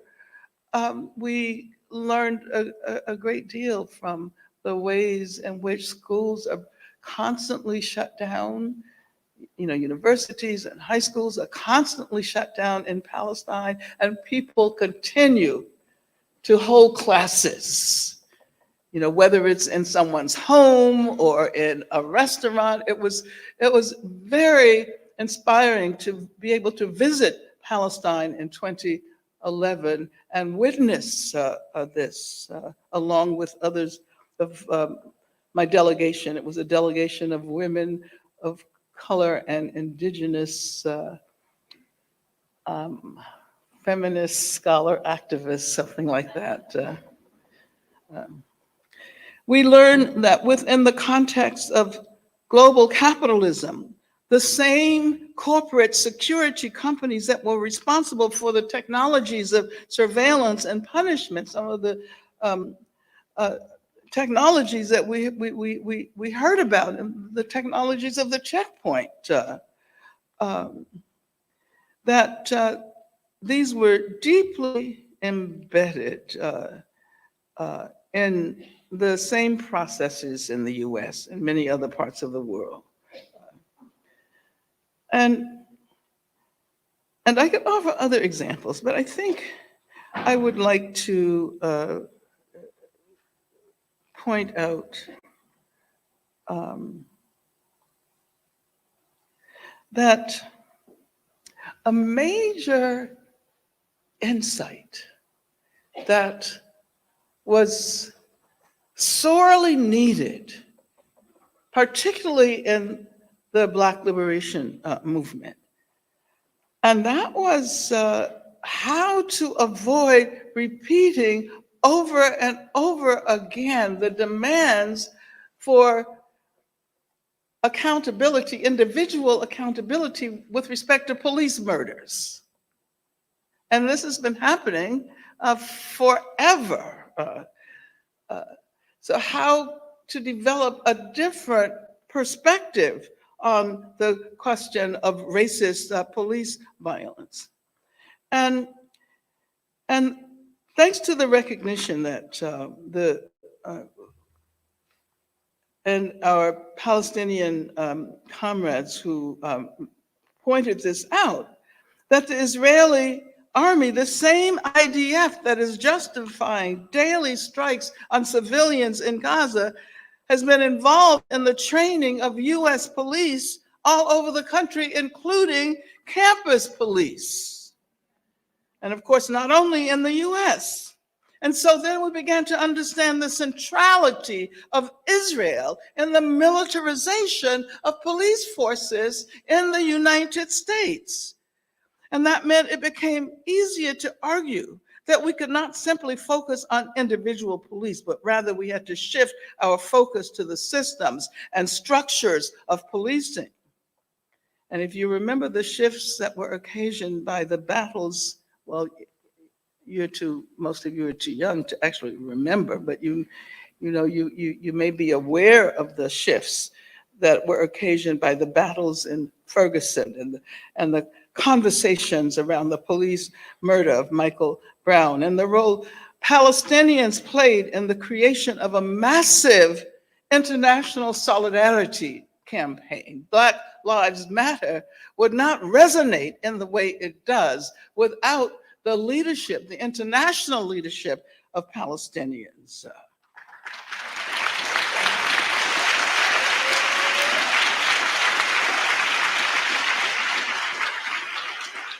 Okay, and we also learned, and this is an absolutely essential dimension of abolition feminist organizing, that we can never assume that statistics speak for themselves. They're always manipulated in ways that bolster arguments and positions of the more powerful party. Numbers never do the work of speaking for themselves. The meaning of numbers, like the meaning of images, always depends on the contextual ideological frame. The reliance on repeating the number of people killed in the attack by Hamas. And I'm not saying that it wasn't dreadful and appalling that so many Israelis were killed on October 7th. What I'm saying is that it would have been equally horrifying if half that number had been killed, or if only a few lives were lost. But what ought to be so obvious about the way these death numbers are shared is that the IDF is responsible for many times the number of deaths than occurred on October 17th. And that is not the game to play. And of course, these deaths are justified. The abolition movement, following Stuart Hall's and his collaborators' a discussion of statistics in policing the crisis. And there's an edition, I think, available of Policing the Crisis, if you would like to consult it. And they warn about using numbers to produce value, because that would mean, for example, that we would never really be interested in liberating people who are trans and differently gendered people because of relatively small numbers. Yet we know that we have learned so much more about the way the system works by looking at and taking leadership from minoritized populations. So let me conclude by saying that we mourn, we try to forge solidarity. And we know that the world we want, from the Americas to the Middle East, from Asia and Africa to Europe and Australia, is a future in which the machinery of war will have been rendered obsolete.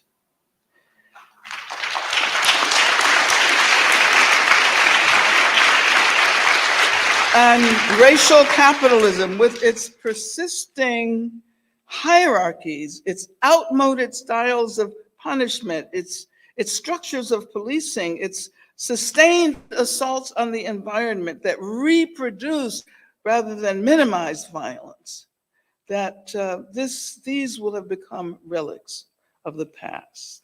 And that is why we mourn together. That is why we dream together. That is why we struggle together. And that is why we call for an immediate ceasefire.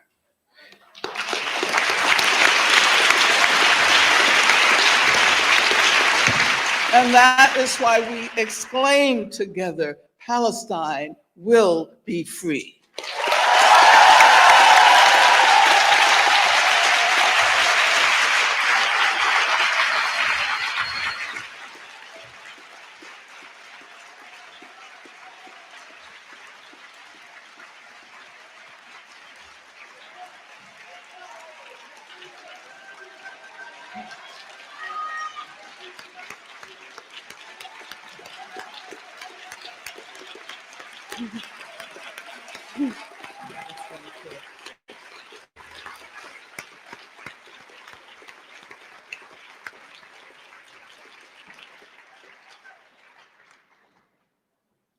First, we say amen to that.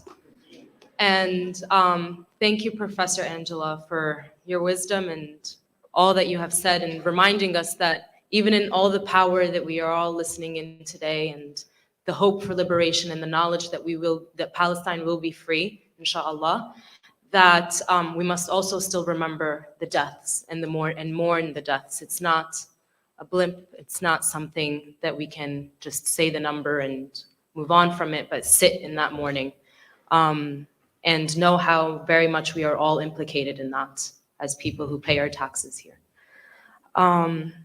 Up next is, before I introduce the next speaker, I want to remind you all that there are people walking around with note cards. If anybody, we will only be taking questions through note cards. So please, if you see someone and you want to ask a question, flag them and they will share one with you. Up next is Professor Hatem Bazian, who also is very well known in the university. He is a scholar of religion, politics, and globalization, and plays a vital role in this university to support the voices of minority students, particularly Arab and Muslim students. He has several publications that focus on the Palestinian crisis, including Erasing the Human, Collapse of the Post-Colonial World, and the Collapse of the Post-Colonial World and the Refugee Immigration Crisis, which puts Palestinian displacement within the context of historical post-colonial movements that created this refugee immigration crisis on a mass scale, leading to the erasure of the human. Yet he emphasizes solidarity movements and their work in the ongoing struggle of not only Palestinian liberation, but liberation movements everywhere. Please join me in welcoming him. Thank you.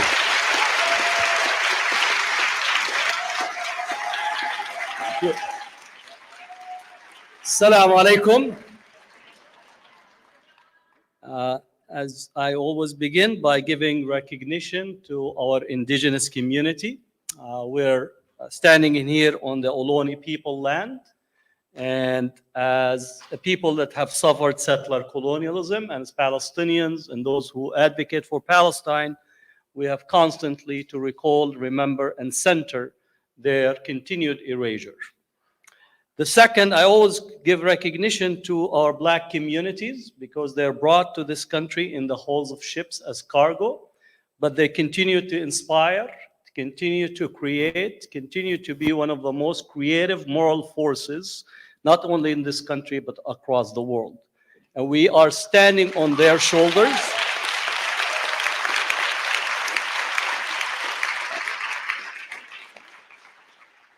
So every time that many of us in here that came late, speaking myself as immigrant, we would not be here without the changes that were brought about in the 1960s, the Civil Rights Movement, the Immigration Reform Act, and the Voting Rights Act, three acts that are currently right now under assault for a particular purpose, trying to bring back America to a particular period.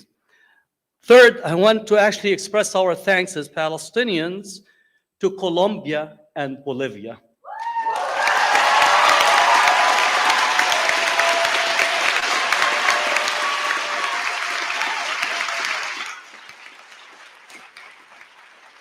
And it is a shameful moment today for us to be speaking from the Arab world, where none of the Arab countries that have diplomatic relations with Israel or embassies had the basic, what we call it, I don't know what word to say.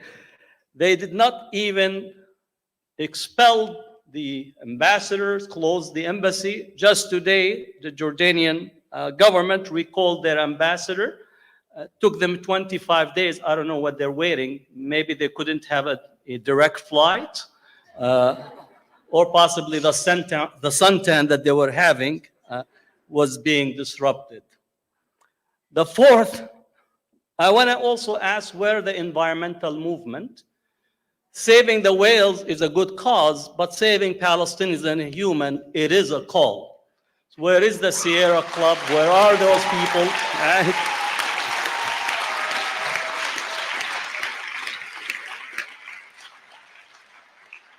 But also I want to echo my brother Ussama Makdisi for thanking the students, the graduate students for justice in Palestine, Bears for Palestine, Students for Justice in Palestine, Berkeley Law SJP, and all the students from the MEMSA coalition that are standing against almost extreme odds of not only doxing, but actually almost allowing an open assault on individuals. They really are at the forefront at this point of completely being erased and marginalized. So I really am in gratitude to them for their strength, for their standing for the machine as a global machine as we speak.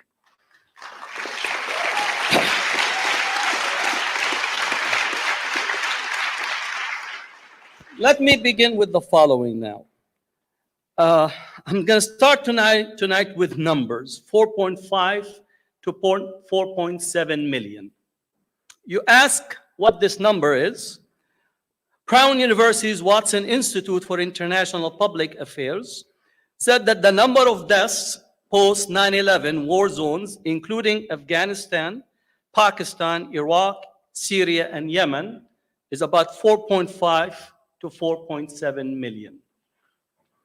If we take the data back to 1979, then the number of direct and indirect deaths from this region and expanded to Sudan, Libya, Somalia, Ethiopia, then you could also add Myanmar and other places, Palestine and Lebanon, then we talk of upward 12 million people. I begin this because every time an Arab, Palestinian, or a Muslim speaks, the question is, do you condemn violence? Even today, as a journalist was speaking to me, asking me about the student movement on campus, the first question, or one of the questions about violence and do you condemn? I said, let me say the following. Did you interview the following people, the following organizations? And have you asked them to condemn their propensity to continue to support Israel no matter what? Have they condemned the Nakba? Have they condemned the Deir Yassin massacre? Have they condemned...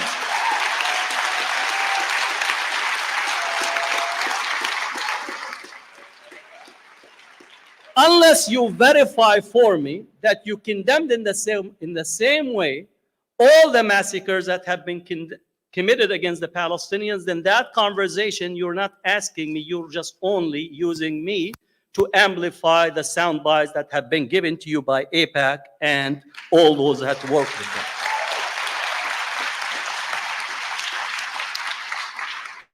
We are living and witnessing Western contemporary colonialism unfolding in the post-colonial era. The war on Gaza and Palestinian civilian is a Western war, Again, the war on Gaza and the Palestinian civilians today is a Western war carried out by an Israeli state that was born in the colonial bosom of the British Empire and suckled post-World War II into violent, hegemonic maturity by the United States. The war on Gaza and the Palestinians carried out with the full support of post-colonial regional states. Themselves is a byproduct of Western intervention in late 19th and early 20th century. Notice that the border in Rafah is not open. It is actually, there is a 30 feet subterranean steel wall that was built to prevent anything from going in and out of Gaza. The discussion about Biden visiting and possibly having the meeting in Jordan was to try to negotiate Egypt taking Palestinians or Jordan with the possibility of forgiving Egyptian debt and Jordanian debt in the process, meaning the United States is willfully, complicitly engaged in ethnic cleansing as a part of its foreign policy. This is not unique, again, because the United States was born out of settler colonialism, two things, genocide and transfer. And therefore, they're complicit in the following theory. Now, why is the West continues to be involved and preoccupied in the region? I think something that we need to focus on. The region accounts for the bulk of the world's oil and natural gas reserves, which is the engine of the modern economy. Since they get a good profit margin, the West figured out how to recycle the returns from the producing countries back into its economy and corporate profits. War is a business. War is a business for the West, and the business of war is war. And I don't absolve our universities because we're good at it. We produce the best death machines in two of the military laboratories, Los Alamos and Livermore Lab. So even intellectually and scholarly, we are speaking about being vested in the war machine. Before oil and gas discoveries, the primary cause was ensuring trade routes from India and Africa to bring raw materials into the emerging factories and industries in Europe. Napoleon's campaign in Egypt was not about to try to find a new recipe for croissant, right? Napoleon's campaign on Egypt was motivated in part by an effort to disrupt and supplant Great Britain's positions in the region. The strategic waterways in the region remain key for global trade, which is almost carried out via sea route. So the centrality of Bab el-Mandeb, Strait of Hormuz, the Suez Canal, and the Strait of Gibraltar, these are the arteries of trade. To remind you, Europe does not have much resources. Even if you go to the speech of Urban II launching the Crusades, he spoke about that Europe is a very narrow place, does not have resources. The resources come from predominantly Asia and Africa. For those who study with me, Africa is the richest continent in the world. Let me repeat that. Africa is the richest continent in the world. And for those who also, we always put a slide, if you love chocolate. Do you love chocolate? Yes? None of the countries that are identified with chocolate have a single cocoa plant. Not Belgium, not Switzerland, not France, not Germany, not Seas Candy in here. 60% of chocolate comes from Africa, from West Africa. Yet the people who cultivate are mostly child labor. There's over 1.5 million child labor that the so-called chocolate industry signed an agreement in the year 2000 to stop child labor. We're in 2023, they still have not ended child labor. So when you eat chocolate, you're eating the child labor, where the children don't even have a picture with the chocolate that we eat, and sometimes pay $5, $10, or $15 in some of these upper crusted chocolate places. So Asia and Africa are the central place for raw material resources, and it's still the case today. The term Middle East, not next to Chicago, right? The term Middle East was coined by the British to describe the region west of India, but east of Europe, with the idea of planning a clear and secure route to send the almost $45 trillion that the British stole and pillaged from India. When the British arrived in India, India was about 23% of the global GDP. When the British left, they reduced it to 3% of the global GDP. I don't know about you, but every time they have a British wedding, everybody lined up to try to look at, right, what the British have. Some people stayed up at 3 o'clock in the morning. All the jewelry that you're seeing is pillaged jewelry. Like, how many times do you get invited to a thief house to show you what they have stolen?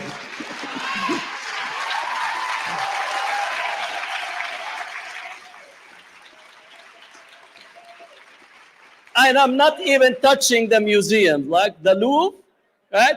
In Arabic, we have Ali Baba and the 40 thieves.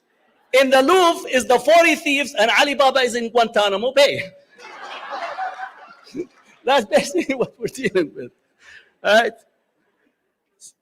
So, Western pillaging of the past has never stopped, but it takes a new post-colonial form after constituting states with elites suckled at the foul, poisoned milk of racist epistemologies. Right? We still are receiving. Everybody is hip. They want what you call an iPhone with a lithium battery. Where does the lithium come from? Moraga?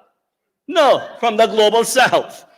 We could be environmentally conscious as long as we don't see it. Right? And we often go out to the poorer section of town and ask them to be environmentally conscious. Don't eat tuna. Well, they haven't seen a tuna in weeks, and yet you ask them not to eat tuna. Right? Again, I know sometimes I have to laugh because it's comedy, sometimes the reality. Since oil was first discovered in 1908 in Iran, then Iraq, Saudi Arabia, and the rest of the region, the Middle East became the golden goose for Western companies and the real prize of war dominance at a global scale.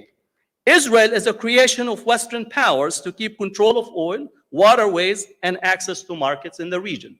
That has not changed. Zionism and Western support for it must be understood within a utilitarian political frame that allows for the Western states to be removed from day-to-day continued pillaging of the region's resources, while appearing to be the level-headed and peace-loving diplomats mediating conflicts between these two ancient people. The Western powers are merchants of death. That's it. They are merchants of death that instrumentalize anti-Semitism and Islamophobia to keep their pockets filled while all along looking and smelling like rotten roses. They don't even have roses, they're rotten roses. Zionism as a settler colonial project in Palestine will always need Western support and protection, which makes it possible for the Western world to absolve itself of historical and persistent anti-Semitism on the back of a supposed Arab and Muslim opposition to Israel.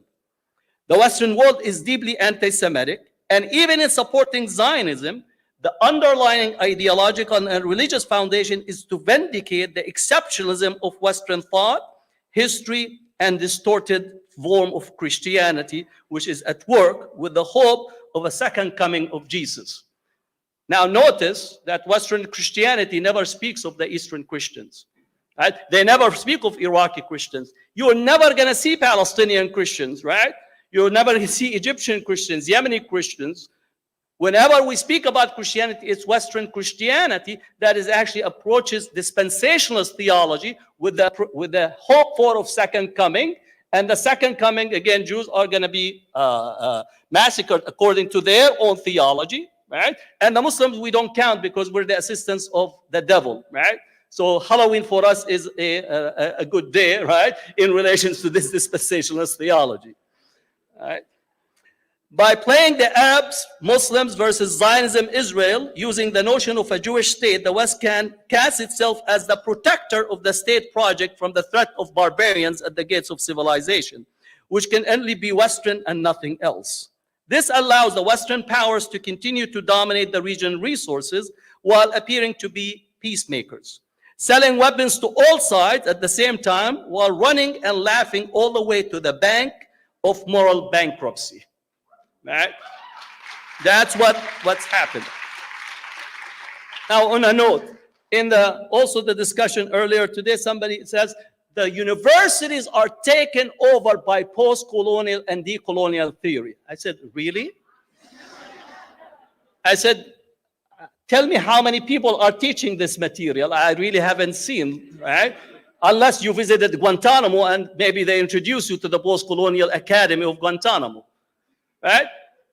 If you're speaking about ethnic studies, yes, we have people that actually utilize. But if you look history, political science, right, the canon, right, there is no post-colonial theory or decolonial theory. And we could critique, where are all the decolonial theories that you've been hearing? Where are they? Are they on TV? Are they telling us how the liberation of Palestine is going to take place? Complete silence, right? We have to have a movement to decolonize decolonization from those who ascribe themselves a decolonization of the fish in the sea while the fish is complaining about them. Literally. Right? And then we have to accept we are in a Eurocentric university. The canon is Eurocentric. It has not changed. Right? It has not changed. Even we have few pockets here and there. It's a Eurocentric university. Everything goes through the meaning of Eurocentricity, right? And that has not changed. Right? But again, it worked well because it gets a talking points. The university is the threat to Western civilization. MashaAllah, Western civilization from the university. We're producing the best bomb that you bomb other people, you sell, you're telling the threat to Western civilization. There's only 4 Palestinian professors at this university. Only 4. Right? 3 of us are here, there's 1 in there, that's it. And the whole apparatus of the APAC, the ADL, JCRC, all of these, right? They have a 24. I said, listen, last time you spied on me, you spent $2.5 million. Give me the $2.5 million. I wear a GoPro camera and I record everything for you, and then I go and do my research. I'm serious. It makes for a great talking point. It makes for a good time on all these channels about the threat of the university being taken over by decolonial theory, and don't come into the critical race theory. MashaAllah. That the problem of 400 years of slavery, or 500 years from Columbus getting lost trying to get to India, the problem is critical race theory. If we just get it, that's it, we will solve the problem. It makes, again, people ask these questions and they never think about whether that question is legitimate, right? We no longer teach logic, that's the problem again. So another element is the deeply embedded in Western assault has to be with irredentism toward the region. Irredentism, again, to have this thought that we need to get back what belongs to us. And it's people that became Muslim and Eastern Christian, which continued to flourish, coexist, and co-build a uniquely infused mosaic civilization. If you come from the region, again, the difference, you never ask the difference between a Christian and a Muslim. They're living together, they exchange gifts, they actually participate as a community that is from different faith, as well as individuals who happen to be secular as well. The West can't look at itself in the mirror, whereby its birthplace and the population opted for a different relationship with religion and coexistence in non-racial, diverse, and dynamic societies. Western societies have not in the past, and so far at present, been able to demonstrate the capacity to live with the global diverse communities based on equality. Europe has not been able, and the United States has not been able. Supporting Israel and Zionism gives the West to appear as non-racist, post-Christian, and a civilizational hub for the world, while in reality, its teeth, hands, and feet are drenched in blood. That is the reality. We are in a military-industrial complex economy. The United States account for 55% of the global sales of weapons, close to $1 trillion every year. These are death machines. And even in the university, our allocation of resources for fellowship for graduate students, if you research death machines, you make more money than if you actually are a person that works with literature, with poetry, with Shakespeare. Right? That's the reality on this campus. The West considers its civilization to be the only real civilization, and all others are some type of ethnic or lesser type. Thus, for Western civilization to make this claim, it has to take back territorially the regions that belong to us, the real, true representation of Christianity. That's them. This gives a blanket cover for constructing an empire and its justification, while supporting Zionism and Israel as a stop station in the affirmation of Western civilizational trajectory. The Western support for Israel in its war on the Palestinians and Gaza is not incidental or an outcome of some momentary lapses in judgment by Biden. I call him Genocide Joe, that predates, that's his name, Genocide Joe, right? That predates any of the most recent rounds of death and destruction. The Western powers ended up with all the resources and structured underdevelopment in the region. Colonialism, as Fanon reminds us, is the structured underdevelopment of colonized societies. And I recommend, if you are from the global south and somebody from development theories and department comes to you, always run to the hill with your cow. It's actually a much better, safer bet than being experimented on by all these developments. Every 15 to 20 years, a major war takes shape, allowing for the use of weapons that are made to be used once, then restocking and rebuilding the destroyed buildings and cities. All are funded by oil and gas returns, and Western companies get the lion's share of the contract. The Congress is going to vote for $14 billion for Israel. That is an indirect subsidies for our military-industrial complex. That's why they rushed the weapon in there. It's an indirect subsidy. The West managed over the past 100+ years to whitewash European endemic racist history by stoking conflicts between Arab, Muslims, Palestinians, and Zionists. Its intervention and war in the region marketed as a humanitarian effort, promotion of rule of law and democracy. Don't laugh, you could actually buy a painting from George Bush, the one that killed about 1 million in Iraq, while all along is maintaining colonial structures in the post-colonial era. The West rushed to strengthen Israel military in its war on Gaza, and the Palestinians should be understood as a continuation of British and French troops marching into the region to implement a colonial project that has been inherited by the US and NATO. Palestinians are located at the intersection of the Western post-colonial world order, military-industrial complex, Zionist partnership as within the colonial project, with a Eurocentric racist order, and Arab and Muslim client states all participating in this endeavor. One cannot explain all of this by considering or thinking that Palestine's predicament and entanglement with the world just started on October 7th. If that is the case, then you have to raise a long history of this entanglement. Palestine is the only free state in the region while the whole region is still occupied, because occupation is not a matter of chain, it's what's in the mind. Palestinians are free, the Arab world and the Muslim world is occupied. Thank you.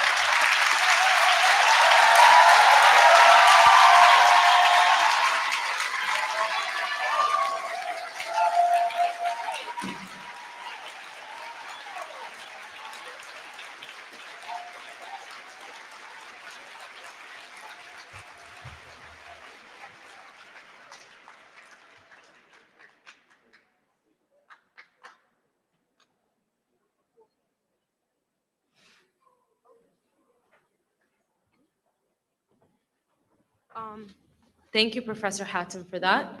And as we're getting closer to the end of the night, we will take a few questions.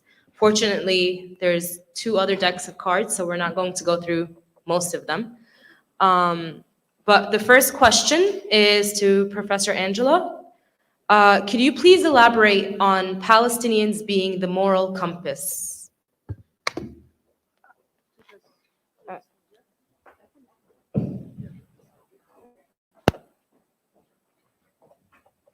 Actually, I was referring to Jude Jordan's notion that one's, use this one? Together, both of them. And she did not say that Palestinians were the moral compass. What she said was that one's position on Palestine constitutes a moral litmus test. And what she meant by that was, and I think I'm summarizing and using my own words, that whether one allows ideologies of settler colonialism, ideologies of racism to determine the way one thinks can be discovered in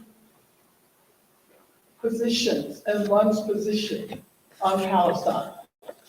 So it's not only about Palestine, but as a single issue, it is about the connection of the questions raised by the occupying of Palestine to a whole range of other issues of racism and patriarchy and xenophobia and transphobia and etc. So is that a little bit clearer now? Thank you. The next question. At UC Berkeley Law, we are being asked to justify our defense of Palestine by showing a pedagogical connection to our work. How is intersectional feminism connected to Palestinian liberation? I believe that's for you, Professor Angela.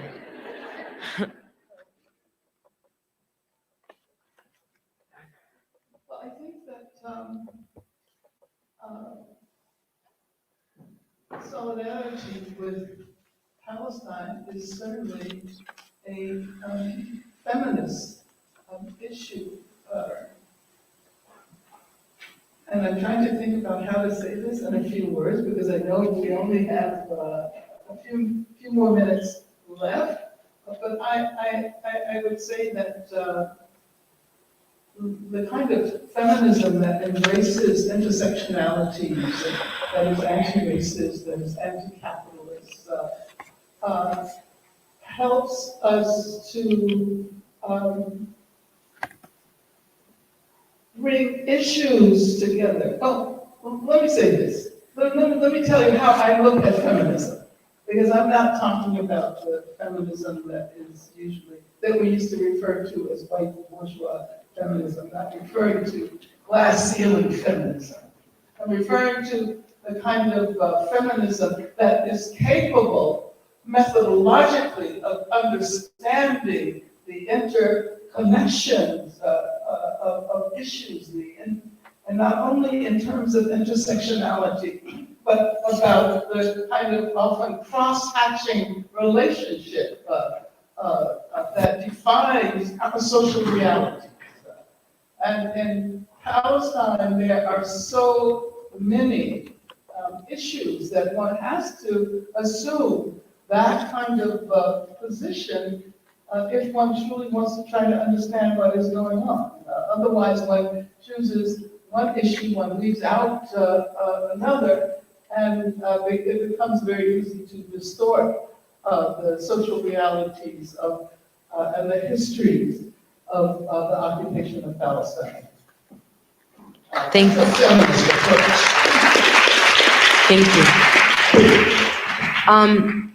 Up next, the next question is, I believe, for Professor Makdisi. There are several questions. We've gotten several cards asking similar questions, so I'm just going to put them all in one. At the Palestinian protests, I heard the chant, "From the river to the sea, Palestine will be free." Inshallah. What do you think of this? What is the best case scenario? Do you agree with the pushing of Jews from Palestine? That is the verbatim of the card, not me. The best case scenario is, of course, Palestine will be free. But what do you mean by that? Everyone means by that. There's a phrase, "from the river to the sea," is going to be criminalized. People are putting a huge amount of pressure. But just to explain it very simply, from the river to the sea means not apartheid, not inequality, but equality and justice for all people. Say that and put the other side. Who wants to continue the status quo on, let them justify their own position on apartheid, their own position on racism. From the river to the sea just means, as far as I'm concerned, as far as everyone here is concerned, full equality, full freedom, full liberation for all peoples living from the river to the sea. It's so simple. Don't let them intimidate.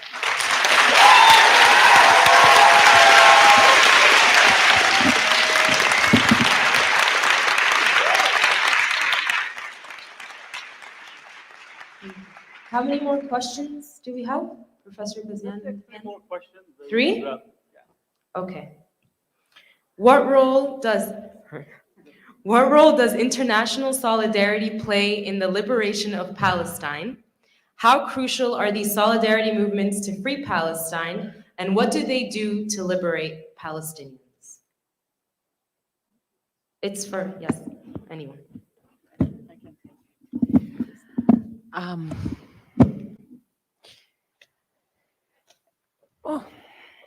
So if we think historically of the Palestinian people, the revolution of the Palestinian people, we're talking about territoryless, stateless people living in refugee camps for the most part, and waging a revolution, say, in the 60s, into the present moment. Under conditions, such conditions of statelessness, and under an international order that does not support revolutions of the stateless, it can only translate them into acts of terrorism. International solidarity offers the supporting conditions that are otherwise absent for a stateless people to wage a revolution. That has been historically the case in the 60s, but also in the 30s against British rule, colonial rule. It continues to be the case today, and I think one of the most important tasks of international solidarity today is not only to come out in support of Palestinians when they're attacked, but also to make their struggle legible, to make their struggle part of your struggle. And that legibility is offering supporting conditions.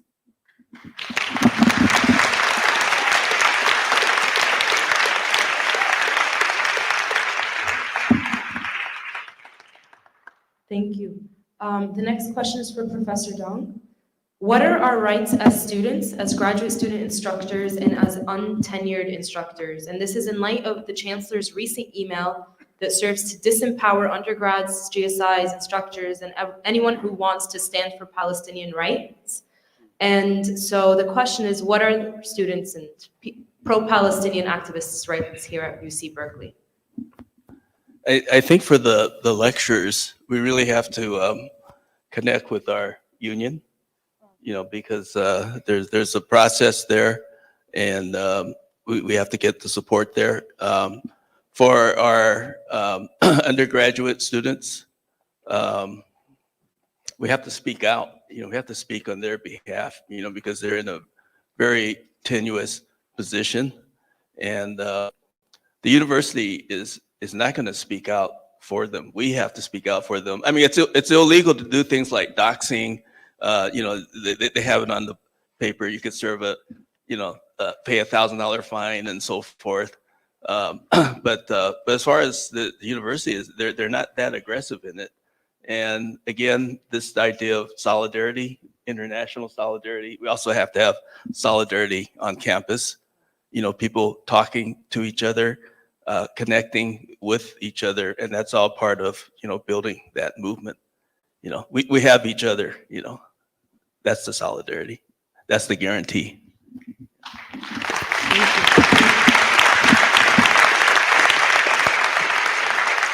And a final question for Professor Hatem. Do you have any recommendations, and this is also a bunch of questions that I've kind of combined into one. Do you have any recommendations for young contemporary writers, activists, students who want to focus their work on decolonial activism? Well, one, I think you need to get the selection of people that you need to read. So I think all of people on this panel, you should be reading their material. You should for sure pick Edward Said. That's a person that we need to engage Edward Said's work. You need to read Fanon for sure. And if you have not met Fanon in reading, then you have not understood the colonial predicament. You have to read Du Bois. I tend to compare the souls of Black folks to the souls of Muslim folks, especially post 9/11. to understand that, and also make sure that you don't get into what you call career academics, where upward mobility is the only thing they're looking at. So you need to be really very engaged, and we have a long list of at least material. Maybe if you could hear me, I could share some of those books and materials. Some of us been doing work in Granada, Spain. We have what's called a critical Muslim studies, but actually connecting a dialogue, South-South dialogue, because most of dialogue takes place up in the north, mediated by the colonial Eurocentric structure, right? To how to create a South-South dialogue where the conversation is not about you, right? Meaning Eurocentricity. It's like, yes, you think you're important, but you're less than 1/20th of the world population, and you have been destructive. So the conversation has to take place without you being the center. Right? I call it the fair and lovely of academic intellectual discourses. Like everything has to have a fair and lovely perspective to it. So part of how to create those dialogues and learn from the experiences of South Africa. I think we need to center South Africa's experience, both in terms of struggle as well as where they are right now, because South Africa is offering us some type of modality. And they did a lot of work for us on the PDS movement. Their research, especially their labor union, labor movements, very strong. So we need to actually engage with them. There's activists in Chile, activists in El Salvador, as a result of the work of, during the 1980s. So there are a lot of people. I would say the universities commits intellectual fraud, because you get intro to political science. You're only looking at the one neighborhood of Europe, and as if all the world have not thought of political issues. Intro to philosophy, only one neighborhood of Europe, you don't get introduced. Have you ever read a Chinese philosopher in real sense in Intro to Philosophy? You have to take cultural philosophy, as if they're like thinking of something completely different. So we have to challenge paradigms and how actually we're prescribed to it. It's only once you get to possibly MA and PhD that you begin to read some of other writers, because your professor or the person who you're working with is actually engaged on those subject material. So in Eurocentricity, we're still committed to actually having the imaginary of people wanting still to have an empire. Exceptionalism. We're there killing 1.5 million Iraqis because we wanted to bring democracy to them. If they don't, then they have to die, right? So democracy by means of the peril of the gun, and that's still an attitude that we infuse in the practitioners from the classroom to the F-16, right? So that's the trajectory in terms of, and I say there's a direct connection between Balfour and Biden. The same thought pattern is still insistent and consistent in that way.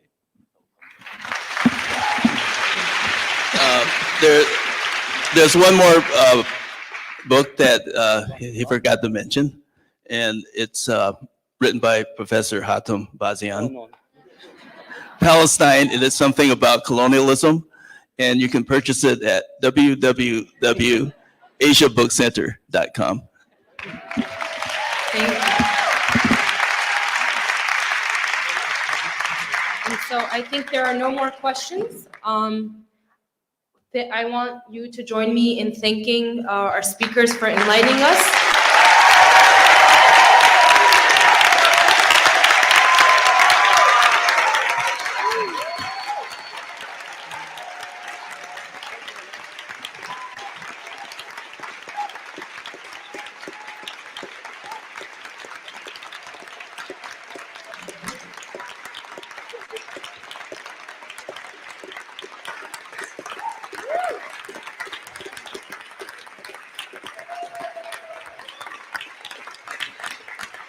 And thank you. And I hope we all leave here today knowing more about Palestine than walking in, and leaving with the hope and knowledge that Palestine will be free. Thank you, everyone.